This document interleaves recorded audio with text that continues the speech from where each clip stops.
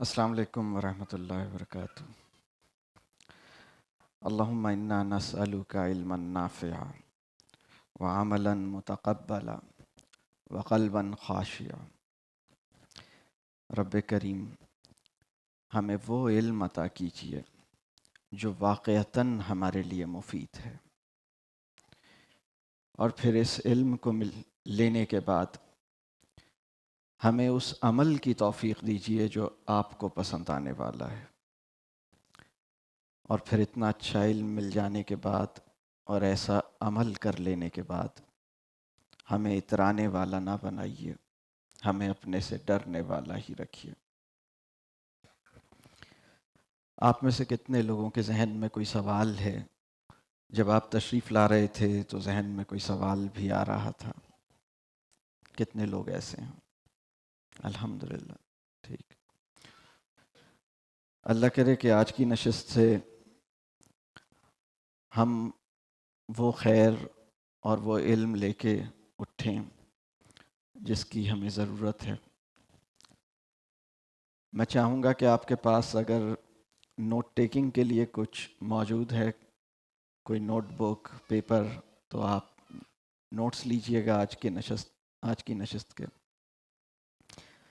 آپ کے ذہن میں اگر سوال موجود ہے تو اس کو کہیں اپنے پاس نوٹ کر لیجئے۔ اللہ نے چاہا تو انشاءاللہ کچھ سوال جواب کا بھی موقع ملے گا۔ آج کی جو گفتگو ہے،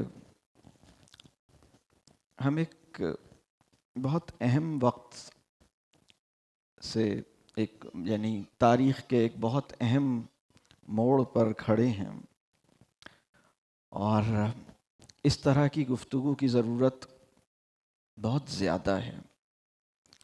ایک سیمینار اس کا احاطہ کر نہیں سکتا۔ ہم سب کو چاہیے کہ اپنی اور اپنی اولاد کی اور اپنے معاشرے کی موجودہ صورتحال اور مستقبل میں اسے کہاں ہونا چاہیے، اس دنیا کے مستقبل میں کہاں ہونا چاہیے، اس دنیا کے بعد کی زندگی میں ہم کہاں اپنے آپ کو دیکھنا چاہتے ہیں، یہ سوال اپنے ذہنوں میں زندہ بھی رکھیں، اپنے مکالمے میں بھی اس کو لاتے رہیں۔ آج کی نشست کچھ جو میں کچھ باتیں شروع میں عرض کروں گا، جو ہمارا جو پرسیپشن ہے سوسائٹی کا، اور جو ہمارا تصور مسئلہ ہے، تصور حل ہے، اس کا ایک انالیسس بہت ایک بریف مینر میں انشاءاللہ کوشش ہوگی کہ ہم کریں، اور پھر اس کے بعد پیرنٹس، ٹیچرز اور یوتھ کے لیے کچھ کرنے کے کام کیا ہیں، میں کوشش کروں گا کہ ان کو آئیڈینٹیفائی کروں۔ اس وقت ہمارا ایک لوکل کانٹیکسٹ ہے، اور اس میں ہم دیکھتے ہیں کہ ایک اکنامک کرائسس ہے، ایک پولیٹیکل کرائسس ہے، جس میں ہم اور ہمارے اولاد، ہماری یوتھ، ہم اس فضا میں اس وقت سانس لے رہے ہیں۔ اور اکنامک کرائسس کے حوالے سے بھی میں سمجھتا ہوں کہ ہر سوچنے والے انسان کے ذہن میں سوالات بھی آتے ہیں، تشویش بھی ہوتی ہے، پریشانی بھی ہوتی ہوگی۔ پولیٹیکل کرائسس نے بھی، میرا یہ خیال ہے کہ ہر انسان کو تھوڑا یا زیادہ اس کو ٹچ کیا ہے۔ پھر ایک گلوبل کانٹیکسٹ ہے، اور گلوبل کانٹیکسٹ یہ ہے کہ آرٹیفیشل انٹیلیجنس کی جو نئی ڈیولپمنٹس اس وقت جتنی تیزی سے آ رہی ہیں، اس نے دنیا میں یہ ایک اندازہ ہو رہا ہے کہ مستقبل کی دنیا تبدیل ہو چکی ہوگی، اور مستقبل کی دنیا سے مراد صرف جاب مارکیٹ نہیں ہے، بلکہ ہماری جو سوسائٹی ہے، ہمارے معاشرے میں لوگوں کے سوچنے اور زندگی گزارنے کے معاملات ہیں، اس پر بہت بڑا اثر جو ہے، اس بات کا خطرہ موجود ہے کہ وہ آرٹیفیشل انٹیلیجنس کے جو نئی ڈیولپمنٹس ہیں، اس کے نتیجے میں دنیا ایک تبدیل ہو رہی ہے، اور وہ جو نئی دنیا کیسی ہوگی، اس میں سروائیو کرنے کے لیے مجھے کیا چاہیے ہوگا، اس میں کیا چیلنجز ہوں گے، اس میں ہمیں کیسے کھڑے ہونا ہے، کیسے سروائیو کرنا ہے، کیسے ایکسل کرنا ہے، یہ سوالات بھی بعض ذہنوں میں پیدا ہوتے ہیں. تو یہ وہ کانٹیکسٹ ہے جس میں آج کی گفتگو کی ضرورت محسوس ہوئی. سب سے پہلے اب میں کچھ موٹی کچھ گزارشات میں چاہوں گا کہ ہم رکھیں. سب سے پہلا جو پرسیپشن ہے ہماری سوسائٹی میں، بہت سے لوگ یہ سمجھتے ہیں کہ ہمارے جو پرابلمز ہیں، ہمارا سب سے بڑا جو پرابلم ہے، بہت سے لوگوں کا یہ پرسیپشن ہے کہ شاید وہ معاشی نوعیت کا ہے یا وہ مادی نوعیت کا ہے. یعنی ہمارے وسائل کم ہیں، یا ہماری معاشی صورتحال خراب ہے، یا مہنگائی بہت بڑھ گئی ہے، یا پاکستان اکنامک بینکرپسی کی طرف جا رہا ہے یا جا چکا ہے. یہ وہ پرسیپشن ہے جو مطلب لوگوں کا خیال، بہت سے لوگوں کو یہ پریشانی ہوتی ہے کہ شاید یہ بہت بڑا مسئلہ ہے، اور اس میں کوئی انکار نہیں ہے کہ یہ مسئلہ ہے. لیکن اس میں دیکھنے کی ضرورت یہ ہے کہ کیا یہ سب سے بڑا مسئلہ ہے، اور اگر یہ مسئلہ ہے تو اس کی وجوہات کیا ہیں. اسی طرح پولیٹیکل کرائسس بھی لوگوں کو ایک بڑا پرابلم محسوس ہوتا ہے، اور یقیناً وہ بھی ایک بڑا پرابلم ہے، لیکن اس کے وجوہات کیا ہیں اور ہمارے کرنے کا کام کیا ہے. پھر ایک اور چیز جو ہمارے معاشرے میں پیدا ہوئی ہے وہ یہ ہے کہ لوگ فلاح کا راستہ سیاسی جدوجہد سے اور اس میں تلاش کرنے کی طرف گئے ہیں. مطلب لوگوں کو لگتا ہے کہ ہمارے جو بڑے مسائل ہیں ان کا حل سیاسی جدوجہد سے پیدا ہوگا، اور تربیتی اور تعلیمی جدوجہد جو ہے اس کے بغیر ہی ہمیں ایک بہت اچھی آنیسٹ لیڈرشپ میسر آ جائے گی. اور بہت سے لوگوں کا پرسیپشن یہ ہے کہ تبدیلی اوپر سے نیچے آتی ہے، لہٰذا ہمیں ٹاپ کے اوپر ایک بہت آنیسٹ آدمی چاہیے اور پھر اس سے سب صحیح ہو جائے گا. لیکن اس میں چاہوں گا کہ ہم اس کو تھوڑا سا اور ذرا دیکھیں. ہمارا سب سے بڑا مسئلہ جو ہے وہ اخلاقی اور فکری اور تہذیبی زوال کا مسئلہ ہے. مطلب ہم مورلی، انٹلیکچولی اور سویلائزیشنل بینکرپسی کی طرف بڑھ رہے ہیں. یہ ہمارا زیادہ بڑا پرابلم ہے. اور اس کی مطلب مورل بینکرپسی یہ ہے کہ بہت سے لوگوں کو ان کا جو ان کی تنہائیاں ہیں، یا ان کو جو اپنی زندگی میں اپنے عمل کو ٹھیک رکھنے کے لیے جو سب سے بڑی فورس ہو سکتی ہے وہ فکر آخرت ہو سکتی ہے. تو فکر آخرت اس وقت مسلمانوں کو اس درجے پہ نصیب نہیں ہوئی ہے کہ وہ ان کے معاملات کو ٹھیک کر سکے، ان کی تنہائیوں کو پاکیزہ بنا سکے، ان کے اخلاق کی سطح کو بلند کر سکے، انہیں احسان پہ آمادہ کر سکے. یہ ایک بڑا پرابلم ہے. اسی طرح فکری زوال بھی ایک بڑا پرابلم ہے. اور فکری زوال کا مطلب یہ ہے کہ ہم اپنے مسائل کا اپنے تناظر میں تجزیہ نہیں کر پا رہے. یعنی ہمارے اصل مسائل کیا ہیں، ان مسائل کا حل ہمارے ایمانی تناظر میں کیسے نکل سکتا ہے، یہ بھی سوچنا دشوار ہو رہا ہے. اور پھر ہم جدید مغربی تہذیب اور سرمایہ دارانہ نظام سے بہت مرعوب ہیں، اور اسی کے اندر اپنے مسائل کا حل بہت سے لوگوں کو نظر آتا ہے. تو یہ میں سمجھتا ہوں کہ بڑا پرابلم ہے. اور دیکھیں اس کی جو آؤٹ کمز ہیں ابھی ہم اپنی سوسائٹی میں دیکھتے ہیں تو طلاق کی شرح، ڈائیورس ریٹ جو ہے، آپ کا کیا خیال ہے، بڑھ رہا ہے یا کم ہو رہا ہے؟ اور لٹریسی ریٹ بہتر ہو رہا ہے یا کم ہو رہا ہے؟ پہلے جو لٹریسی ریٹ تھا اس سے کچھ بہتر ہوا ہے معاشرے میں؟ پڑھے لکھے لوگوں کی تعداد بڑھ رہی ہے یا کم ہے؟ بڑھ رہی ہے. لیکن پڑھے لکھے لوگوں کی تعداد تو بڑھ رہی ہے، لیکن اب میں چند چیزیں عرض کروں کہ طلاق کی شرح بھی بڑھ رہی ہے.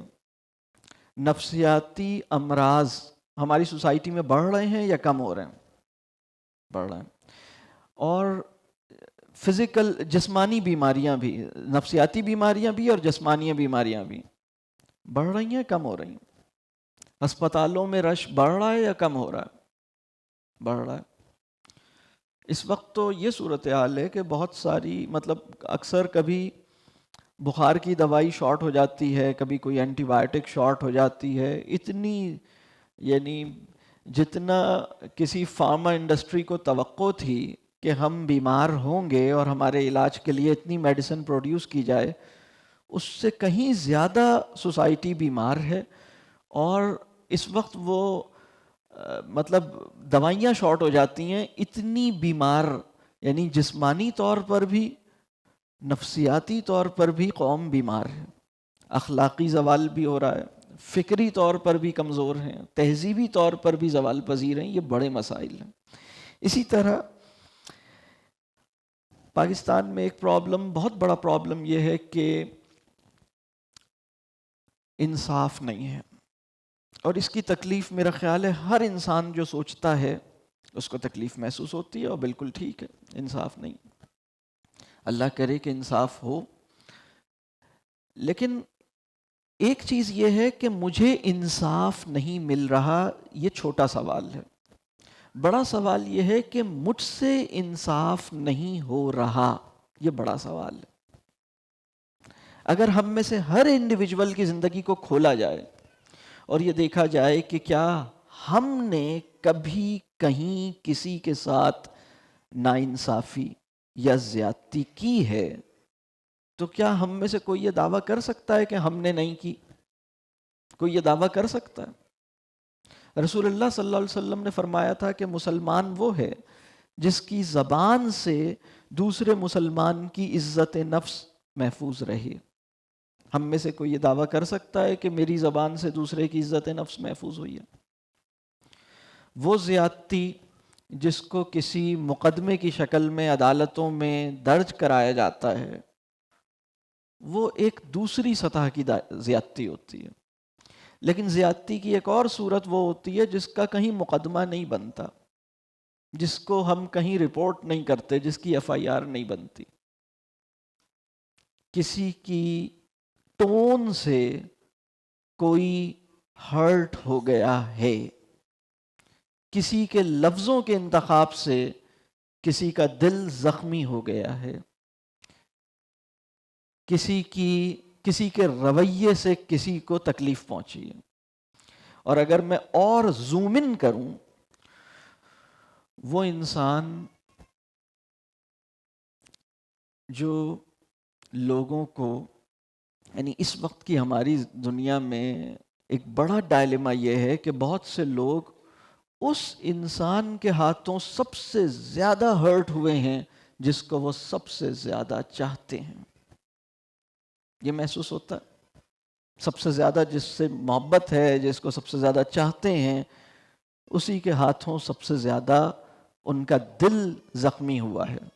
اسی طرح اس کا دل بھی ان کے ہاتھوں سے بہت زیادہ زخمی ہوا ہے۔ یہ بھی ایک بڑا پرابلم ہے۔ تو ایک پرابلم یہ ہے کہ زیادتی کی وہ شکل جو بڑی زیادتی ہے، وہ بہت بڑی زیادتی ہے جس میں مقدمے بنتے ہیں۔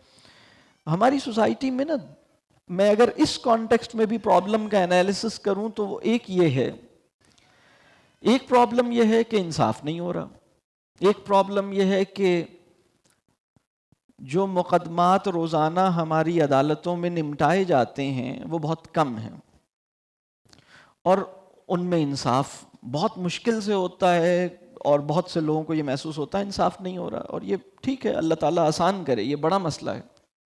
لیکن ایک اور مسئلہ یہ ہے کہ چند 100 مقدمات روزانہ سالو ہوتے ہیں، ان کا فیصلہ ہوتا ہے، اور کئی لاکھ مقدمات روزانہ درج ہوتے ہیں۔ ایک دن میں جتنے مقدمات پورے وطن میں درج ہوتے ہیں چھوٹی بڑی عدالتوں میں، اس کا کوئی شمار نہیں کیا جا سکتا، اور ایک دن میں جتنے سالو ہوتے ہیں، نمٹائے جاتے ہیں، وہ بہت کم ہیں۔ اس کا مطلب، اچھا ایک اور بات یہ ہے، بہت سارے مقدمات وہ ہیں جو کہیں رپورٹ نہیں ہوتے۔ کسی عورت کے ساتھ اس کے شوہر نے ایک اتنی غیر مناسب بات کی ہے، اس بات کو وہ کہیں بیان تو نہیں کرے گی. کسی بچے کے ساتھ اس کے استاد نے یا اس کے والد نے یا والدہ نے اس کو ہرٹ کیا ہے، یہ کہیں مقدمہ تو نہیں ہوگا. یہ بھی زیادتی اور ناانصافی ہے. تو اب میں یہ کہہ رہا ہوں کہ زیادتی اور ناانصافی کا ایک بہت بڑا والیوم ہے جو کہیں رپورٹ نہیں ہوتا، اس پہ مقدمہ نہیں بنتا، وہ عدالت میں نہیں جاتا، وہ کہیں نہیں آتا. وہ انڈیویجولز کے درمیان محسوسات کی سطح پر ہوتا ہے اور ان کو ایک ٹربل دیتا ہے، اور وہ ان کے ذہنی اور نفسیاتی سکون کو مطلب متاثر کرتا ہے. دوسرا وہ ہے کہ روزانہ اتنی بڑی تعداد میں مقدمات درج ہوتے ہیں. اس کا مطلب کیا ہے؟ اس کا مطلب یہ ہے جب کوئی مقدمہ کسی عدالت میں درج ہوتا ہے نا، تو اس کا مطلب یہ ہوتا ہے کہ سوسائٹی فیل ہو گئی ہے، فیملی فیل ہو گئی ہے، انڈیویجول فیل ہو گیا. 3 سطحوں پر فیلئر ہوتا ہے تو وہ مقدمہ جاتا ہے. میں یہ صرف مثال کے طور پر تاکہ ہم چیزوں کو سمجھیں. یعنی سوسائٹی میں، کمیونٹی میں یا برادری میں کوئی بھی ایسا بڑا سمجھدار ٹرسٹ وردی انسان نہیں تھا جس کے پاس لوگ جاتے اور کہتے بھئی یہ پرابلم ہے، اس میں سولو کر دیں. میاں بیوی کا جھگڑا جو ہے وہ عدالت میں کیوں گیا؟ یا ان کی فیملی میں کوئی بڑا نہیں تھا، اور اس سے بھی پہلے وہ خود اتنی سمجھ نہیں رکھتے تھے کہ کانفلکٹس کو ریزالو کیسے کریں، تنازع کو حل کیسے کریں، کانفلکٹ ریزولوشن کیسے کریں، آپس میں ہی بیٹھ کے مسئلے کو سمجھیں اور حل کریں. یہ بات واضح ہو رہی ہے. تو اب اس کے اندر آپ دیکھیے بہت سارے مسائل وہ ہیں جو کہیں رپورٹ نہیں ہوتے، بہت سارے مسائل وہ ہیں جو فرد اپنی سطح پر سولو کرنا چاہیے اور کر سکتا تھا، وہ نہیں ہو رہے. خاندان میں بھی کوئی اس کو سولو نہیں کر رہا، برادری میں بھی کوئی سولو نہیں کر رہا، لہٰذا وہ سیدھا یہاں سے نکلتا ہے اور وہ کسی عدالت یا تھانے میں پہنچتا ہے. یہ بڑا پرابلم ہے.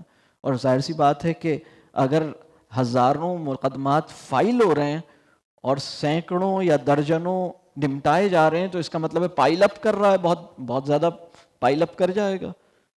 یہ بات واضح ہو رہی ہے. سوسائٹی کا ایک اور پرابلم، جیسے میں نے کہا نا کہ نفسیاتی بیماریاں، ذہنی بیماریاں، جسمانی بیماریاں، طلاق کی شرح بڑھ گئی ہے. اسی طرح ماحولیاتی آلودگی بڑھ گئی ہے. آپ میں سے کتنے لوگ اسلام آباد یا پنڈی میں پچھلے 40 سال سے رہتے ہیں، یا 30 سال سے زیادہ ہو گیا اسی ریجن میں رہتے ہیں، پنڈی، اسلام آباد یا آس پاس، روات، آس پاس کے علاقوں میں ہیں 30 ایئرس سے زیادہ؟ آج سے 30 سال پہلے جتنی بارش ہوتی تھی اب کم ہوتی ہے، زیادہ ہوتی ہے؟ کتنی کم ہوتی ہے؟ کتنی کم ہو گئی ہوگی؟ تھوڑی سی کم ہوئی ہے یا بہت کم ہوئی ہے؟ بتائیے، بارش کتنی کم ہوئی ہے؟ اور جو انڈر گراؤنڈ واٹر ہے، آپ میں سے کتنے لوگوں کے گھروں میں کوئی بورنگ ہوئی ہوئی ہے، پانی زمین سے حاصل کرتے ہیں؟ کتنے لوگ ہیں؟ تو آپ کو اندازہ ہو رہا ہے کہ آپ میں سے کتنے لوگوں نے یہ سنا ہے کہ پانی کا جو کنواں ہے یا بور ہے وہ ڈرائی ہو گیا ہے؟ کتنے لوگوں کو اس بات کا اندازہ ہے؟ اس وقت صورتحال یہ ہے کہ پچھلے 20-25 سالوں میں بارش بہت کم ہو گئی ہے، اور بارش بہت بڑا رزق ہے، بہت بڑی نعمت ہے. پانی زندگی کی علامت ہے، وہ کم مل رہا ہے. آسمان سے اللہ کم پانی برسا رہا ہے، پھر جو پانی برسا رہا ہے اس کو ہم محفوظ نہیں کر رہے، اور واٹر ٹیبل نیچے جا رہا ہے. واٹر ٹیبل بہت نیچے چلا گیا ہے، اور وہ نیچے جائے جا رہا ہے. یہ پتہ ہے آپ کو؟ پہلے یہ سننے میں نہیں آتا تھا کہ بور ڈرائی ہو جائے گا. ابھی مئی جون کے اندر آپ سنیں گے کہ بور ڈرائی ہو رہا ہے. یہ جو ساری باتیں میں نے کی ہیں نا، یہ کیوں کی ہیں؟ کیوس جو ہے نا، بہت سے لوگ پولیٹیکل کیوس کو جتنا زیادہ محسوس کرتے ہیں، یا اکنامک کرائسس کو جتنا زیادہ فیل کرتے ہیں، کسی اور جگہ پر پیدا ہونے والے کرائسس کو اس طرح نہیں دیکھ پاتے. دوسرا پرابلم یہ ہے کہ ہم اپنے سارے مسائل کا حل کسی پولیٹیکل موومنٹ کے اندر دیکھتے ہیں. میں اس میں بھی ایک بات عرض کر دوں، اگر پاکستان میں ایک بہت اچھا آنیسٹ رولر آ جائے تو بھی الحمدللہ اس سے بہت خیر پیدا ہوگی، بہت اچھا ہوگا انشاءاللہ. لیکن کیا ہمارے سارے مسائل حل ہو جائیں گے؟ وہ زیادتی جو میں اپنے بیٹے سے کرتا ہوں، بیٹی سے کرتا ہوں، میری زبان سے بیوی کو، بہن کو، والدین کو تکلیف پہنچتی ہے، کیا اچھا رولر آنے سے یہ پرابلم سالو ہو جائے گا؟ کیا نفسیاتی بیماریاں کم ہو جائیں گی؟ کیا طلاق کی شرح کم ہو جائے گی؟ جن ممالک میں بہت اچھی گورننس ہے اور رول آف لا ہے، کیا وہاں سائیکولوجیکل ڈپریشن کم ہے؟ کیا وہاں اینی آئیڈیا؟ بتائیے، کم ہے یا زیادہ ہے؟ سونے کے لیے لوگوں کو نیند کی گولی صرف پاکستان میں کھانی پڑتی ہے یا امریکہ میں بھی کھانی پڑتی ہے، سعودیہ میں بھی کھانی پڑتی ہے، آسٹریلیا میں بھی کھانی پڑتی ہے، ناروے میں بھی کھانی پڑتی ہے؟ یہ بات سمجھ آ رہی ہے میں کیا کہہ رہا ہوں؟ وہاں تو بہت اچھی گورننس ہے، ایڈمنسٹریشن اچھی ہے. دیکھیے، اس چیز کو سمجھنا بہت ضروری ہے. اگر ہم نے اپنے حصے کے کام کو نہیں پہچانا اور اپنی اور اپنے معاشرے کی فلاح کے لیے صرف اور صرف پولیٹیکل اسٹرگل ہی کو دیکھتے رہے تو ہمارے مسائل حل نہیں ہو سکتے. یہ جو میں نے جن مسائل کی بات کی ہے یہ حل نہیں ہو سکتے. یہ مسائل اس وقت حل ہوں گے جب انڈیویجول کی تربیہ ہوگی، اس کو جو تعلیم مل رہی ہے وہ میننگ فل ایجوکیشن ملے گی. اگر یہ کام، اور دیکھیے ایک اور میں آپ کو بات عرض کروں، وہ جو اسٹرگل ہوتی ہے نا تعلیم اور تربیہ کی، اس سے جو نتائج پیدا ہوتے ہیں وہ سوشل لیول پر بھی پیدا ہوتے ہیں، اور وہ اگر تعلیم و تربیہ کی جائے تو اس سے پولیٹیکل لینڈسکیپ کے اوپر بھی اچھے اثرات پیدا ہوتے ہیں. دیکھیے، وہ انسان جس کی پرسنل چوائسز ٹھیک نہیں ہیں، اپنے ساتھ وہ ٹھیک نہیں کر رہا جو اسے کرنا ہے، اپنا وقت ضائع کر رہا ہے، اپنے معاملات ٹھیک نہیں کر رہا، اپنی زندگی میں سادگی یا نیچر سے تعلق یا اپنے مزاج، اپنے شعور، اپنی نفسیاتی صحت کا خیال نہیں کر پا رہا، اور اس کے لیے جو اس کی اپنی لائف اسٹائل ہے، اپنا ایک لائف اسٹائل ہے، اپنا ایک تھنکنگ اسٹائل ہے، اپنا تھاٹ پروسیس ہے، اس کو ٹھیک نہیں کر رہا. اس سے ہم یہ ایکسپیکٹ کریں کہ وہ کلیکٹیو لائف کے لیے اس کی چوائسز ٹھیک ہوں گی. یعنی اپنے پرسنل فیوچر کے لیے جس کی چوائسز ٹھیک نہیں ہیں، وہ پوری سوسائٹی کے کلیکٹیو فیوچر کے لیے کوئی اچھی چیز چوز کرے گا تو یہ ٹھیک نہیں ہے. اس کو شعور دینا ہوگا، اس کی تربیہ کرنی ہوگی. جب پاکستان بنا ہے نا تو ہم نے ایک نعرہ سنا، اور مطلب پاکستان کا مطلب کیا؟ لا الہ الا اللہ. یہ ایک پولیٹیکل موومنٹ تھی، الحمدللہ اچھے اصول پر پیدا ہوئی اور اس سے اچھے نتائج بھی پیدا ہوئے، لیکن وہ نتائج آگے نہیں بڑھے اس لیے کہ ہم یہاں پہ رک گئے. پاکستان کا مطلب کیا؟ لا الہ الا اللہ. لا الہ الا اللہ کا مطلب کیا؟ اس کا موقع نہیں تھا اس پہ سوچنے کا، غور کرنے کا.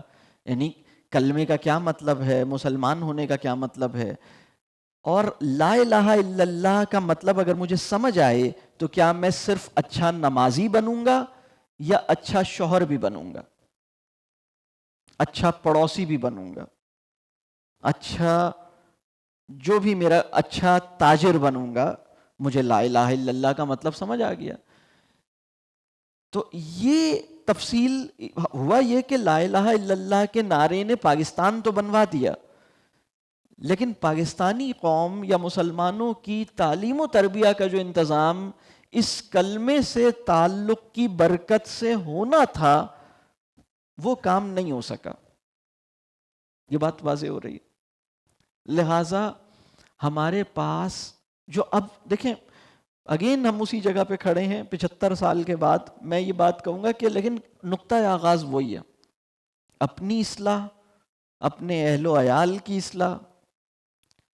یہ جو سورہ فرقان کا آخری رکوع آج تلاوت ہوا یہ بہت اہم ہے کہ رب کریم اس میں تو آنکھوں کی ٹھنڈک کی بات ہے، اور مجھے اور میری اہل و عیال کو یعنی ہماری اولادوں کو ہماری آنکھوں کی ٹھنڈک بنائیے.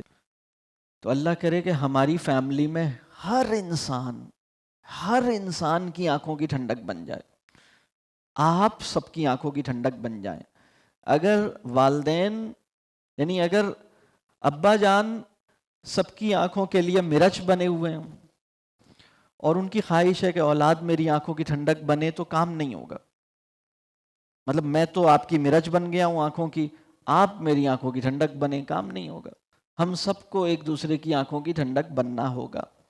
اور یہ جو دعا ہے نا، رب کریم نے یہ جو دعا سکھائی ہے وَجَعَلْنَا لِلْمُتَّقِينَ إِمَامًا، یعنی مجھے متقین کا امام بنائے. یہ تو بہت ہی آگے کی بات ہے، ہمیں بنائے ہم سب کو. ابھی تو سوسائٹی یعنی اس دعا کے اندر میں جو فیوچر ویژولائز کرایا ہے ذرا اس کو دیکھتے ہیں. ایک وقت ایسا آئے گا کہ پوری سوسائٹی اللہ سے ڈرنے والوں پر مشتمل ہوگی، ان کی فکر آخرت بہت زیادہ ہوگی، سوسائٹی متقین پر ہوگی. اور وہ سوسائٹی اس سوسائٹی کی امامت کی جو صلاحیت ہے، حکمت ہے، شعور ہے اور تقوی ہے.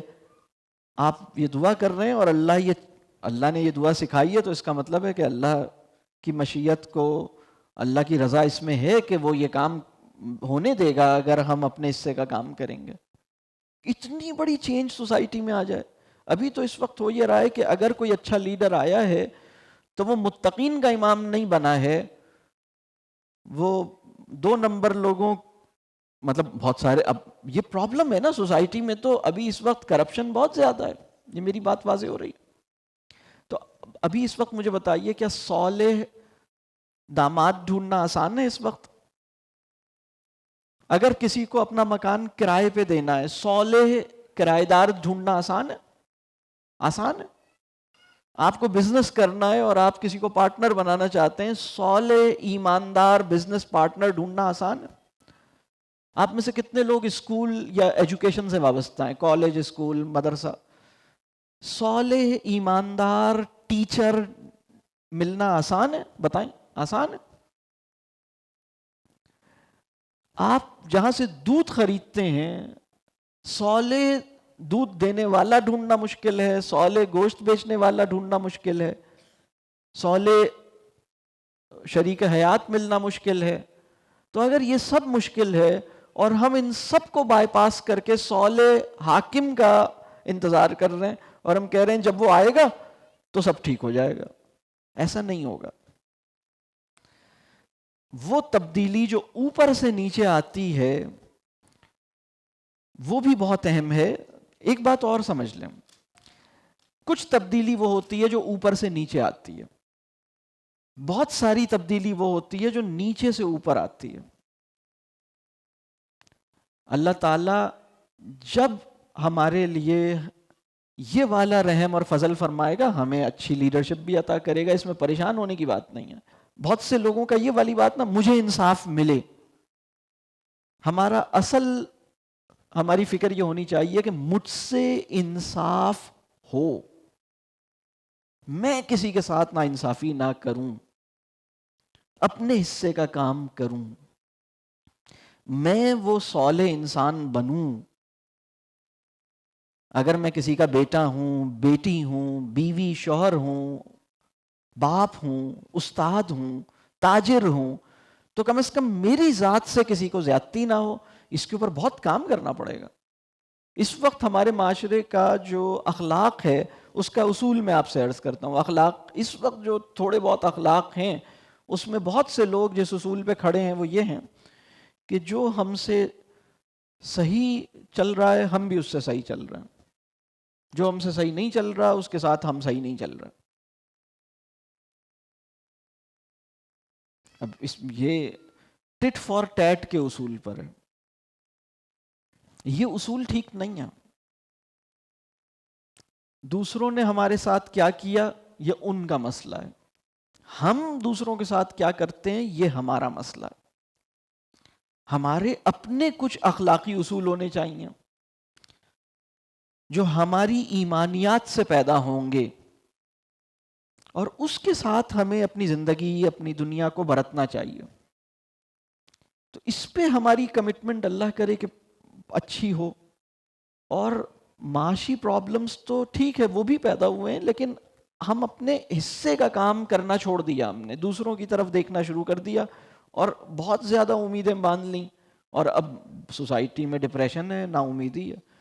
مجھے میسیجز آتے ہیں کہ میں بہت سے، آپ کسی ایسے بندے کو جانتے ہیں جو پاکستان آنے کا سوچ رہا تھا، موجودہ معاشی اور سیاسی صورتحال میں اس نے کہا اب نہیں آؤں گا، میں جا رہا ہوں. جانتے ہیں کسی ایسے بندے کو؟ جانتے ہیں؟ کتنے لوگ جانتے ہیں ایسے لوگ؟ روزانہ میرے پاس ایسے لوگوں کے میسیجز آتے ہیں، سر ہم سوچ رہے تھے ہم آئیں، حالات ایسے ہیں، ہم جا رہے ہیں. اپنے حصے کا اگر ہم اپنے حصے کا کام کریں گے تو نا امید نہیں ہو گے انشاءاللہ. اپنے آپ کو بھی نا امیدی سے بچانا اور اولاد کو بھی نا امیدی سے بچانا ہماری اپنی ذمہ داری ہے، ایمانی ذمہ داری ہے. ایمان کا مطلب یہ ہوتا ہے کہ نا امید ہونا اس انسان کے لیے ناممکن ہو گیا ہے. اللہ پر یقین نا امیدی کی بیماری سے تا حیات محفوظ کر دینے کا نام ہے. اگر میں اس کو مانتا ہوں جس کی قدرت میں سب کچھ ہے تو نا امیدی تو ایگزسٹ کرے گی ہی نہیں. میں اس کو پکاروں.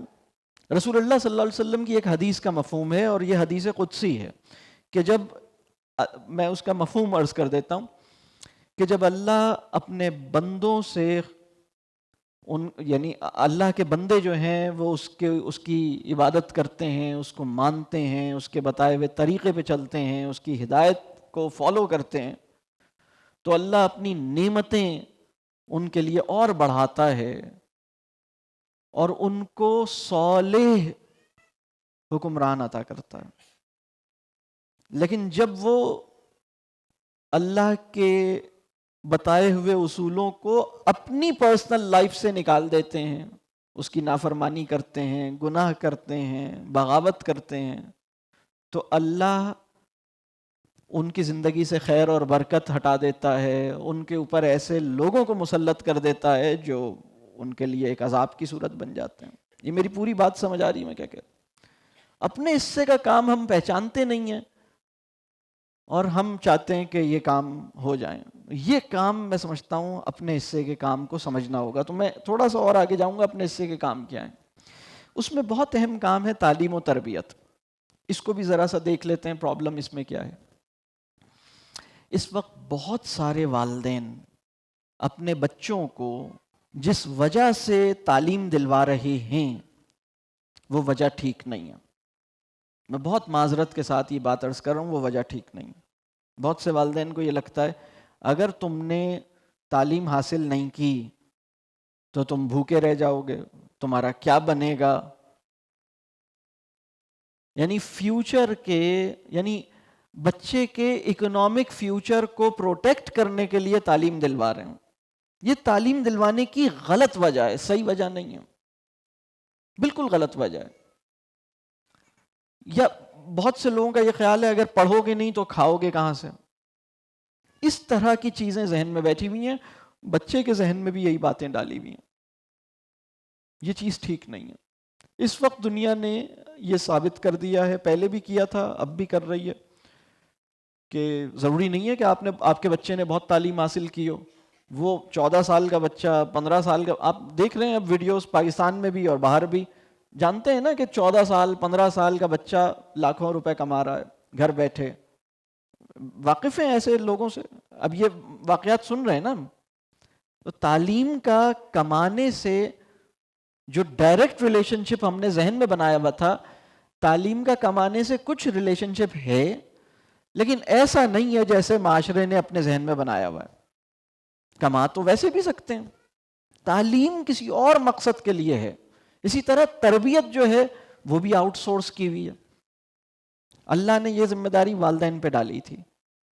آپ کی اچھے لوگوں سے ملاقات ہے، اچھے اداروں میں آپ اپنے بچوں کو بھیجنا چاہتے ہیں، ٹھیک ہے وہ ایک الگ معاملہ ہے، لیکن اپنی اولاد کی تعلیم و تربیت والدین کی ذمہ داری ہے، انہیں بھی کرنا ہے، اصل میں تو انہیں کرنا ہے. تو یہ اس سے انہوں نے، اس کا ٹائم نہیں ہے لوگوں کے پاس. اور تعلیم و تربیت کیا ہے اس کا فہم تھوڑا سا، مطلب اس پہ بھی ذرا کام کرنے کی ضرورت ہے. پھر ایک پرابلم یہ ہوا ہے کہ بچوں کے ذہن میں بھی یہ ہے کہ وہ ایجوکیشن اس لیے حاصل کر رہے ہیں تاکہ اپنا اسٹینڈرڈ آف لیونگ فیوچر میں بہتر بنائیں.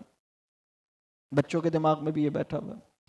انسٹیٹیوشنز نے کیا کیا ہے، اسکولز، میں ابھی اسکولز کی بات کر رہا ہوں.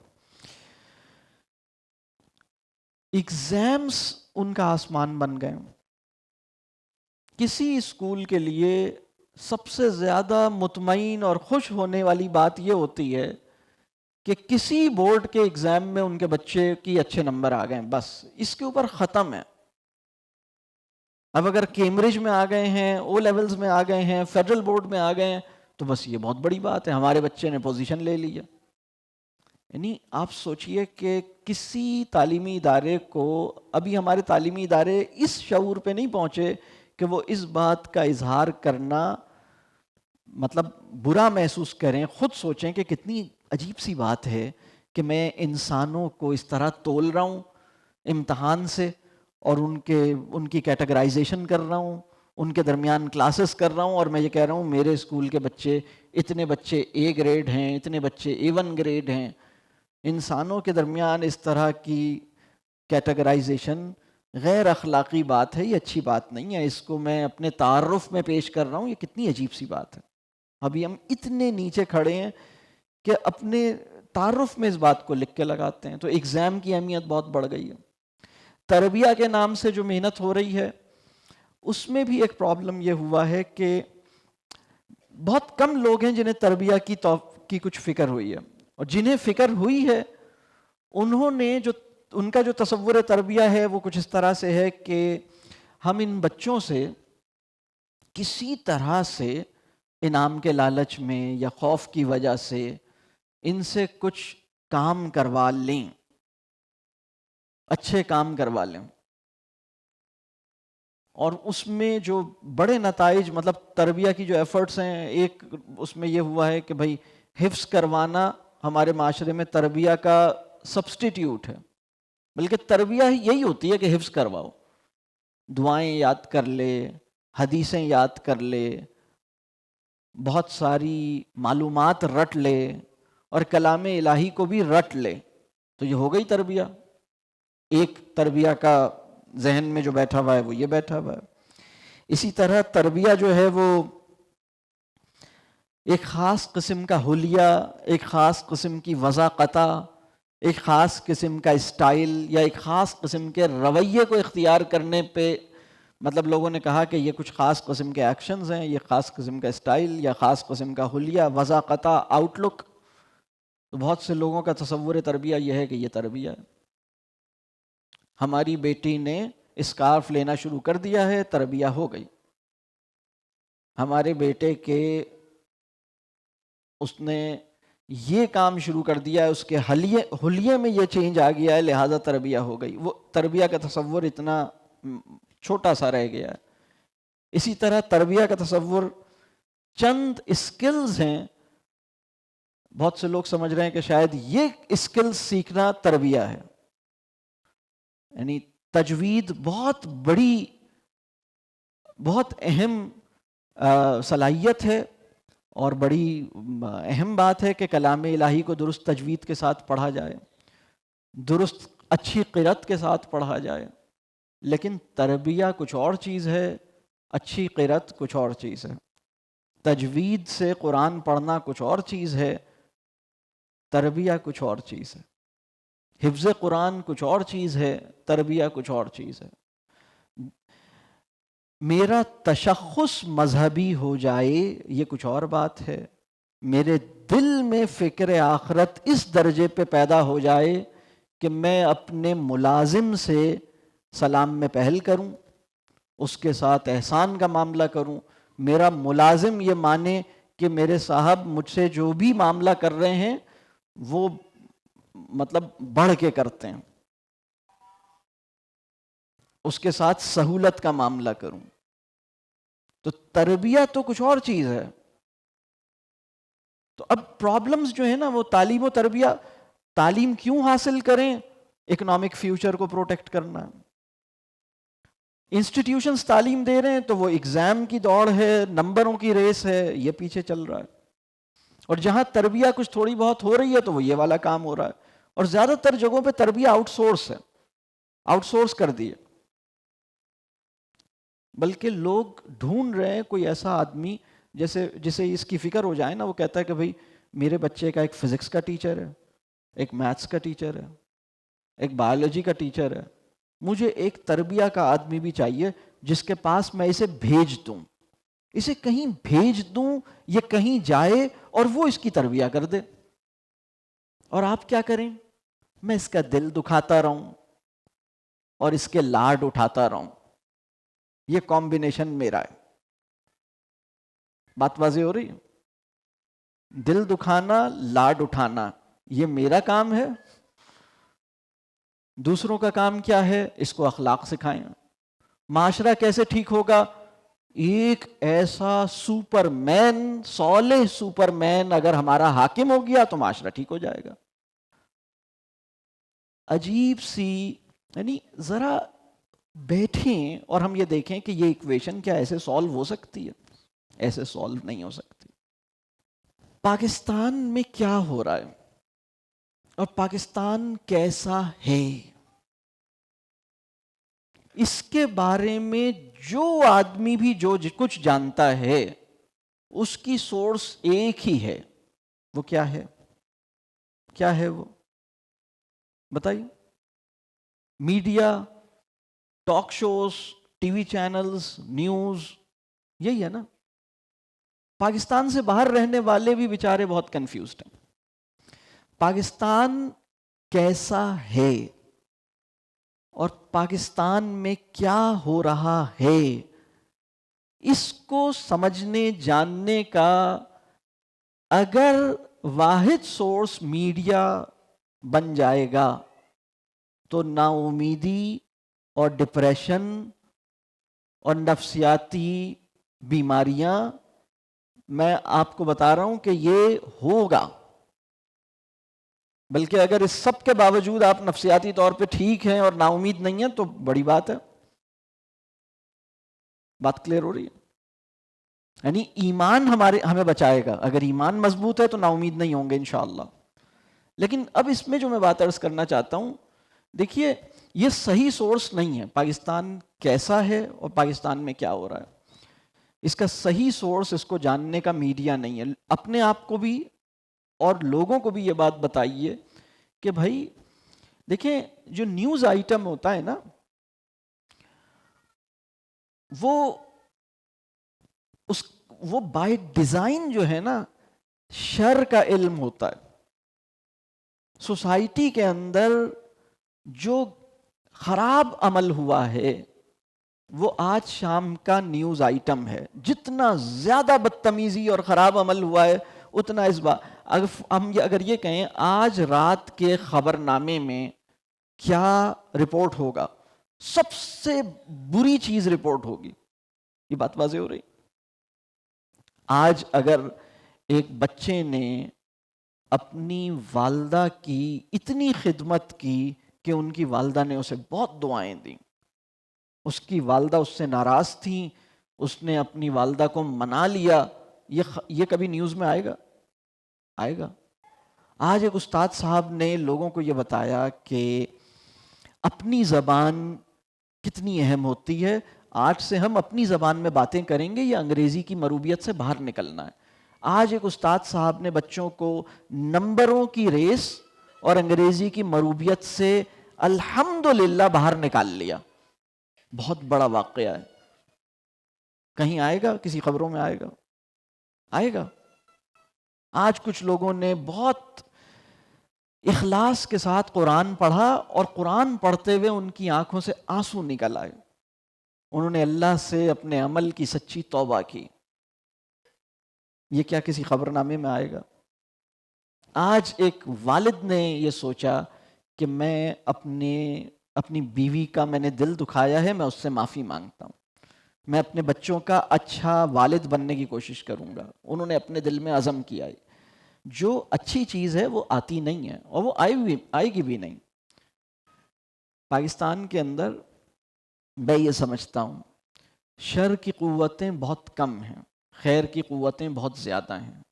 پرابلم یہ ہے کہ جو شر کے کارنامے ہیں وہ پروجیکٹ ہوتے ہیں اور اس کے اوپر ایک تصویر پینٹ ہوتی ہے اور ایسا لگتا ہے سب جگہ غلط ہو رہا ہے. ایک آدمی نے فلاں کو مار دیا، ایک آدمی نے یہ کر دیا، ٹھیک غلط ہوا، لیکن ایسا نہیں ہے کہ ہر جگہ ہو رہا ہے. ایک جگہ ہوا، دو جگہ ہوا. تو یہ جو بات ہے نا، خیر کی قوتیں ابھی بھی زیادہ ہیں لیکن ان کے ساتھ چند پرابلمز ہیں. پہلا پرابلم یہ ہے کہ وہ اپنے ایمانی تناظر میں اپنے پرابلمز کو ایویلویٹ کرنے، ان کے سلوشنز دیکھنے کی جو لیاقت ہے اس میں کمزور ہیں. بڑی جلدی گھبرا جاتے ہیں، رک جاتے ہیں. اپنے حصے کے کام پر ان کا کانفیڈنس، کنوکشن اور یقین بہت کم ہے. دوسرا مسئلہ یہ ہے کہ خیر کی قوتیں ایک دوسرے کو پہچانتی نہیں ہیں، ایک دوسرے کے ساتھ احساس تعلق نہیں ہے، ایک دوسرے کے ساتھ جذبہ خیر خواہی نہیں ہے، ایک دوسرے کے لیے دعا کرنے کی توفیق بھی نہیں ہو رہی. تعاون کرنے کا تو ذمہ داری ہے، وہ تو ہم نبھا ہی نہیں رہے، دعا بھی نہیں کر رہے. تو یہ جو مسئلہ ہے یہ بڑا مسئلہ ہے. یعنی ان کے درمیان ایک رائیولری ہے. یعنی پاکستان میں مساجد کے درمیان رائیولری ہے. آپ میں سے کتنے لوگ جانتے ہیں کہ مساجد میں رائیولری ہے؟ جانتے ہیں یہ بات؟ یہ میں ایگزیجریٹ نہیں کر رہا، یہ واقعہ بیان کر. مساجد میں رائیولری، کین یو امیجن؟ مساجد کو ہٹا دیں، تعلیمی اداروں میں رائیولری ہے یا نہیں ہے؟ مجھے بتائیں، تعلیمی کتنے لوگ جانتے ہیں تعلیمی اداروں میں رائیولری ہے؟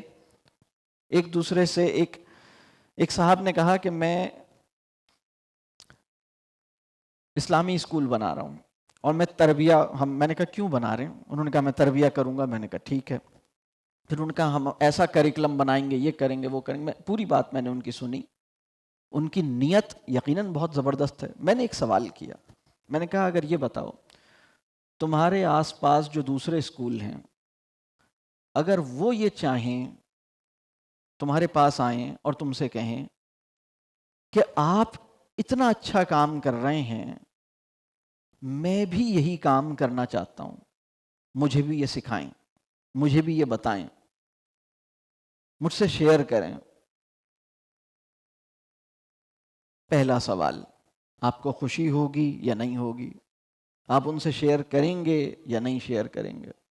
یا آپ کو یہ پتہ چل جائے کہ اگر آپ نے جو کام کرنا چاہا. ایک صاحب نے، میں ایک جگہ کسی شہر میں گیا، اچھا کام کر رہے تھے. انہوں نے اپنے تعارف میں کہا کہ ہمیں اس بات کی خوشی ہے کہ ہم پاکستان میں سب سے پہلا اور واحد یہ خیر کا کام کر رہے ہیں. تو میں نے ان سے کہا کہ یہ تو خوشی کی بات نہیں ہے، یہ تو غم کی بات ہے. مطلب اس سے پہلے یہ کام نہیں ہو سکا، اس پہ غم ہو. میرے علاوہ کوئی اور یہ کام نہیں کر رہا، اس پہ غم ہو. مطلب تھوڑا سوچیں نا اس بات کو. اگر آپ کو یہ محسوس ہوتا ہے کہ آپ ایک بہت اچھا کام کر رہے ہیں اور آپ کے ذہن میں یہ ہے کہ سب سے پہلے میں کر رہا ہوں، مجھ سے پہلے 75 سال میں یہ نہیں ہوا پاکستان میں، اور میرے علاوہ کوئی نہیں کر رہا، اس بات پہ خوش ہونا چاہیے یا اس بات کا غم ہونا چاہیے؟ اور اگر یہ اعزاز اللہ نے عطا کیا ہے تو اس کے اوپر شکر گزاری کا جذبہ ہونا چاہیے. میری پوری بات واضح ہو رہی ہے؟ خیر کی قوتیں اللہ کرے کہ ان کا دل ایک دوسرے کے لیے بڑا ہو، ان میں ایک جذبہ خیر خواہی ایک دوسرے کے لیے پیدا ہو، ان کے اندر ایک احساس تعلق ایک دوسرے سے پیدا ہو، تعاون کا راستہ کھلے.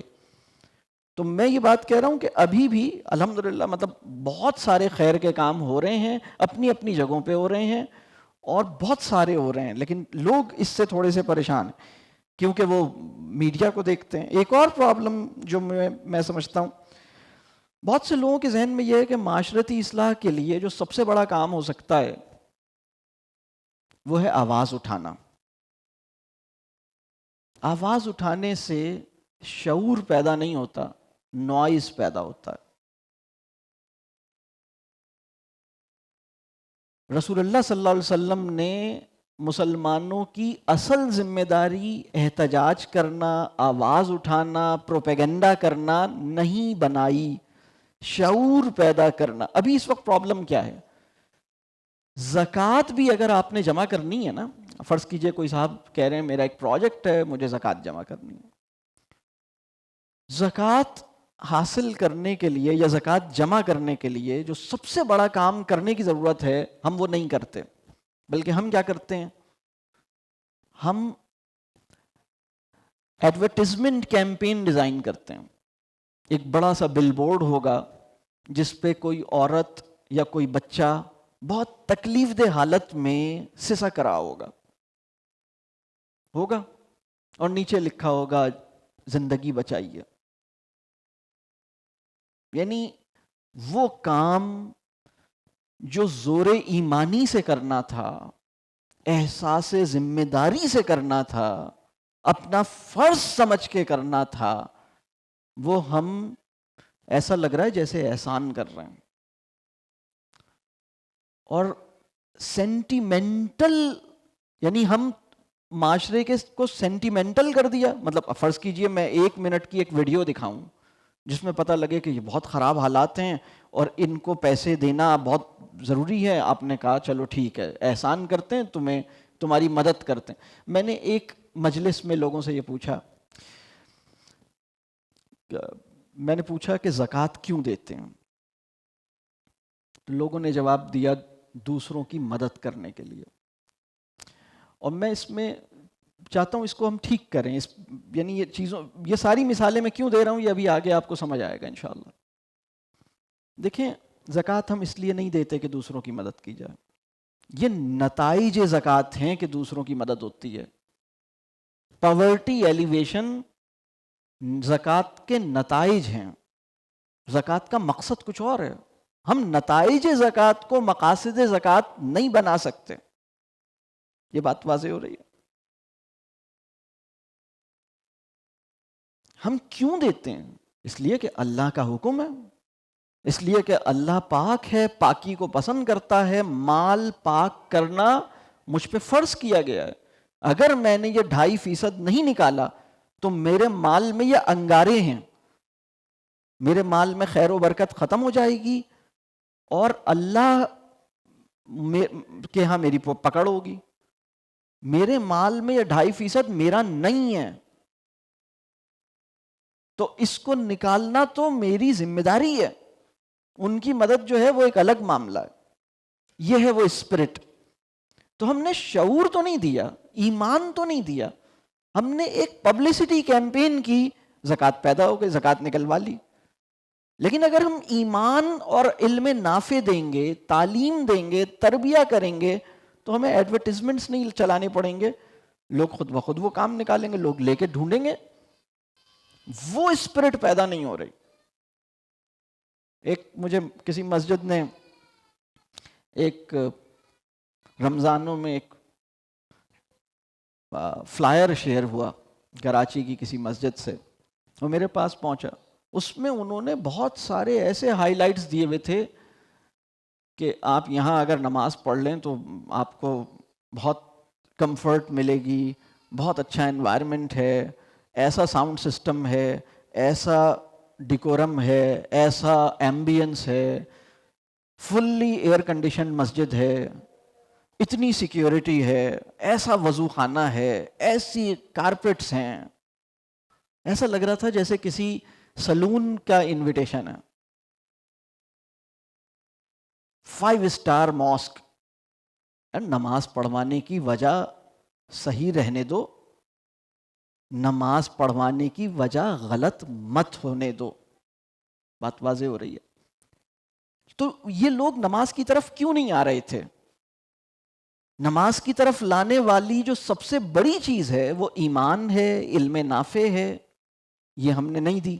ہم نے کہا چلو ایسا کرتے ہیں، ہم اویئرنیس دیتے ہیں، ہم پبلسٹی کرتے ہیں. ہم نے ایڈورٹیزمنٹ کے پیراڈائم میں، پبلسٹی کے پیراڈائم میں، پروپیگنڈا کے پیراڈائم میں کسی چیز کو اسپریڈ کیا اور ہم سمجھے کہ ہم نے تبلیغ کر دی. امت مسلمہ کو جو دعوت دین دینی تھی، دعوت الخیر دینی تھی، وہ کام اس طرح ہو جائے گا. تو میں یہ بات عرض کر رہا ہوں کہ پروپیگنڈا کے چینلز اور ایجوکیشن اور تربیہ کے چینلز ایک جیسے نہیں ہوتے. اس کی اپروچ، اس کی میتھڈالوجی کچھ اور ہوتی ہے، اس کی میتھڈالوجی کچھ اور ہوتی ہے.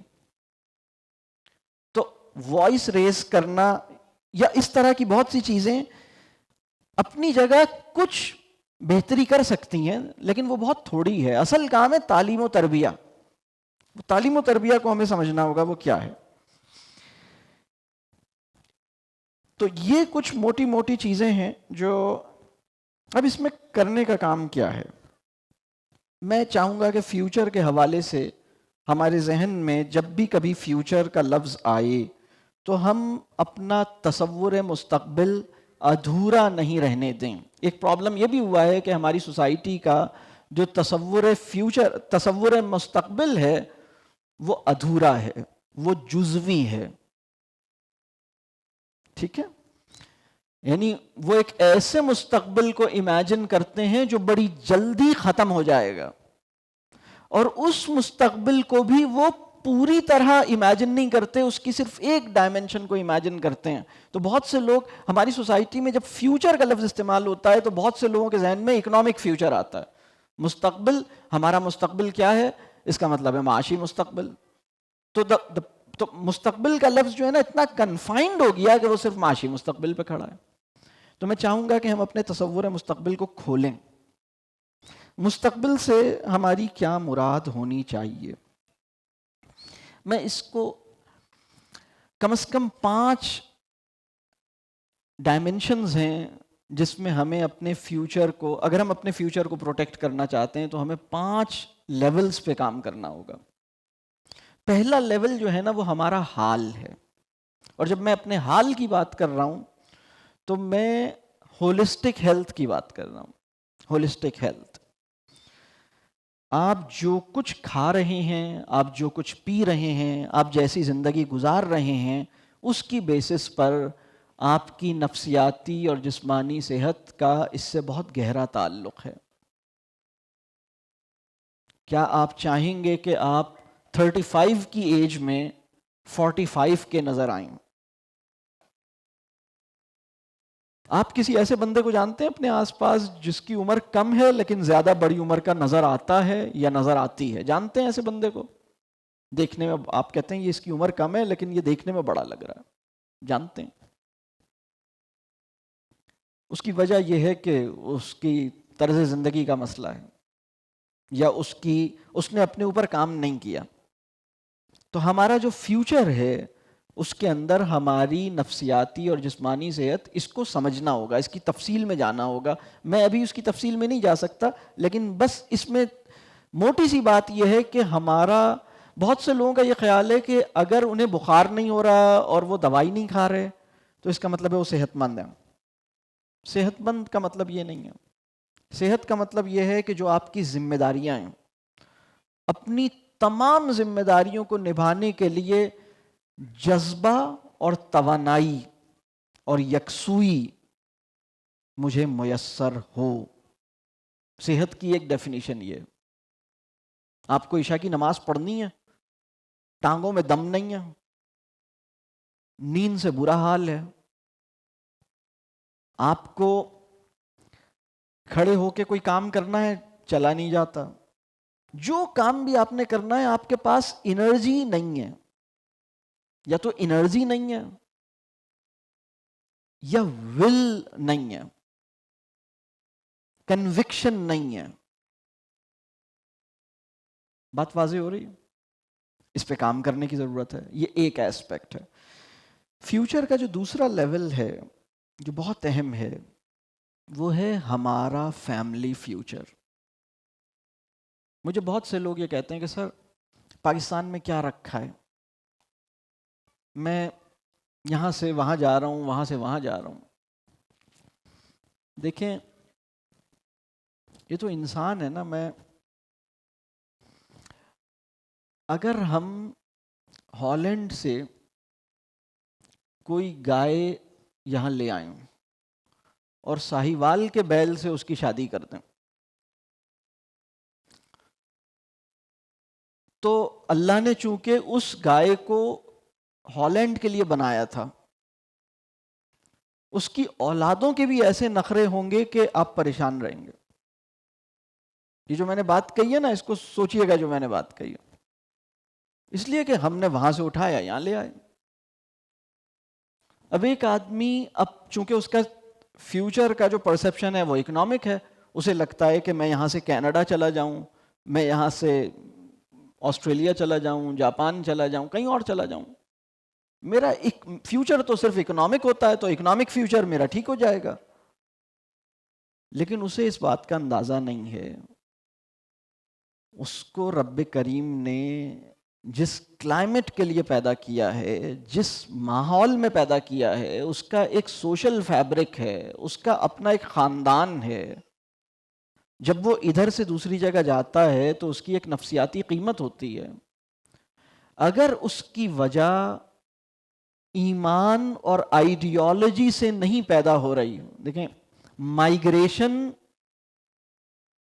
کی وجہ ایمان اور آئیڈیالوجی سے اگر پیدا نہیں ہو رہی تو یہ معاملہ سالو نہیں ہو سکے گا. تو اب وہ جو فیملی فیوچر ہے وہ ہم امیجن نہیں کرتے. میں لوگوں سے پوچھتا ہوں یہ دیکھو تھرڈ جنریشن کا کیا حال ہوگا. اپنا معاملہ نہیں دیکھو، تھرڈ جنریشن کہاں کھڑی ہوگی. تمہارے بچوں کے بچے تم سے کس درجے کا تعلق رکھیں گے، تمہارے بچے تم سے کیسا تعلق رکھیں گے، فیملی بانڈنگ کیا ہوگی، دین کے ساتھ ان کی کمٹمنٹ کیا ہوگی، زندگی گزارنے کی اپروچ کیا ہوگی، چیزوں سے محبت کی شکل کیا ہوگی. تو ٹھیک ہے ہم ایک پرابلم ہم سوچتے ہیں یہاں پرابلم ہے وہاں چلے جائیں، لیکن یہ پرابلم اس کا حل نہیں ہے. ہم اپنے کسی بھی فیوچر کے اندر اپنے فیملی کے فیوچر کو، مطلب یہ جو دوسری بات ہے نا کہ اپنی فیملی کو، فیملی بانڈنگ کو، میری فیملی کا فیوچر کیا ہے، ہم سب کہاں ہوں گے، اکٹھے ہوں گے، ایک دوسرے سے خوبصورت تعلق میں ہوں گے، اپنی جس مقصد کے لیے دنیا میں پیدا کیے گئے اس مقصد کو سرو کریں گے، ہمارے پاس ایک بڑا کاز ہوگا، ہماری فیملی اس بڑے کاز کو اون کرے گی. ہماری فیملی کے اندر میٹیریلزم یا ویلتھ کو پرائمری ویلیو حاصل نہیں ہوگی. یہ چھوٹا پروجیکٹ نہیں ہے، یہ بہت بڑا پروجیکٹ ہے. اس پہ کام کرنے کا کوئی خاکہ اس کے پاس نہیں ہے.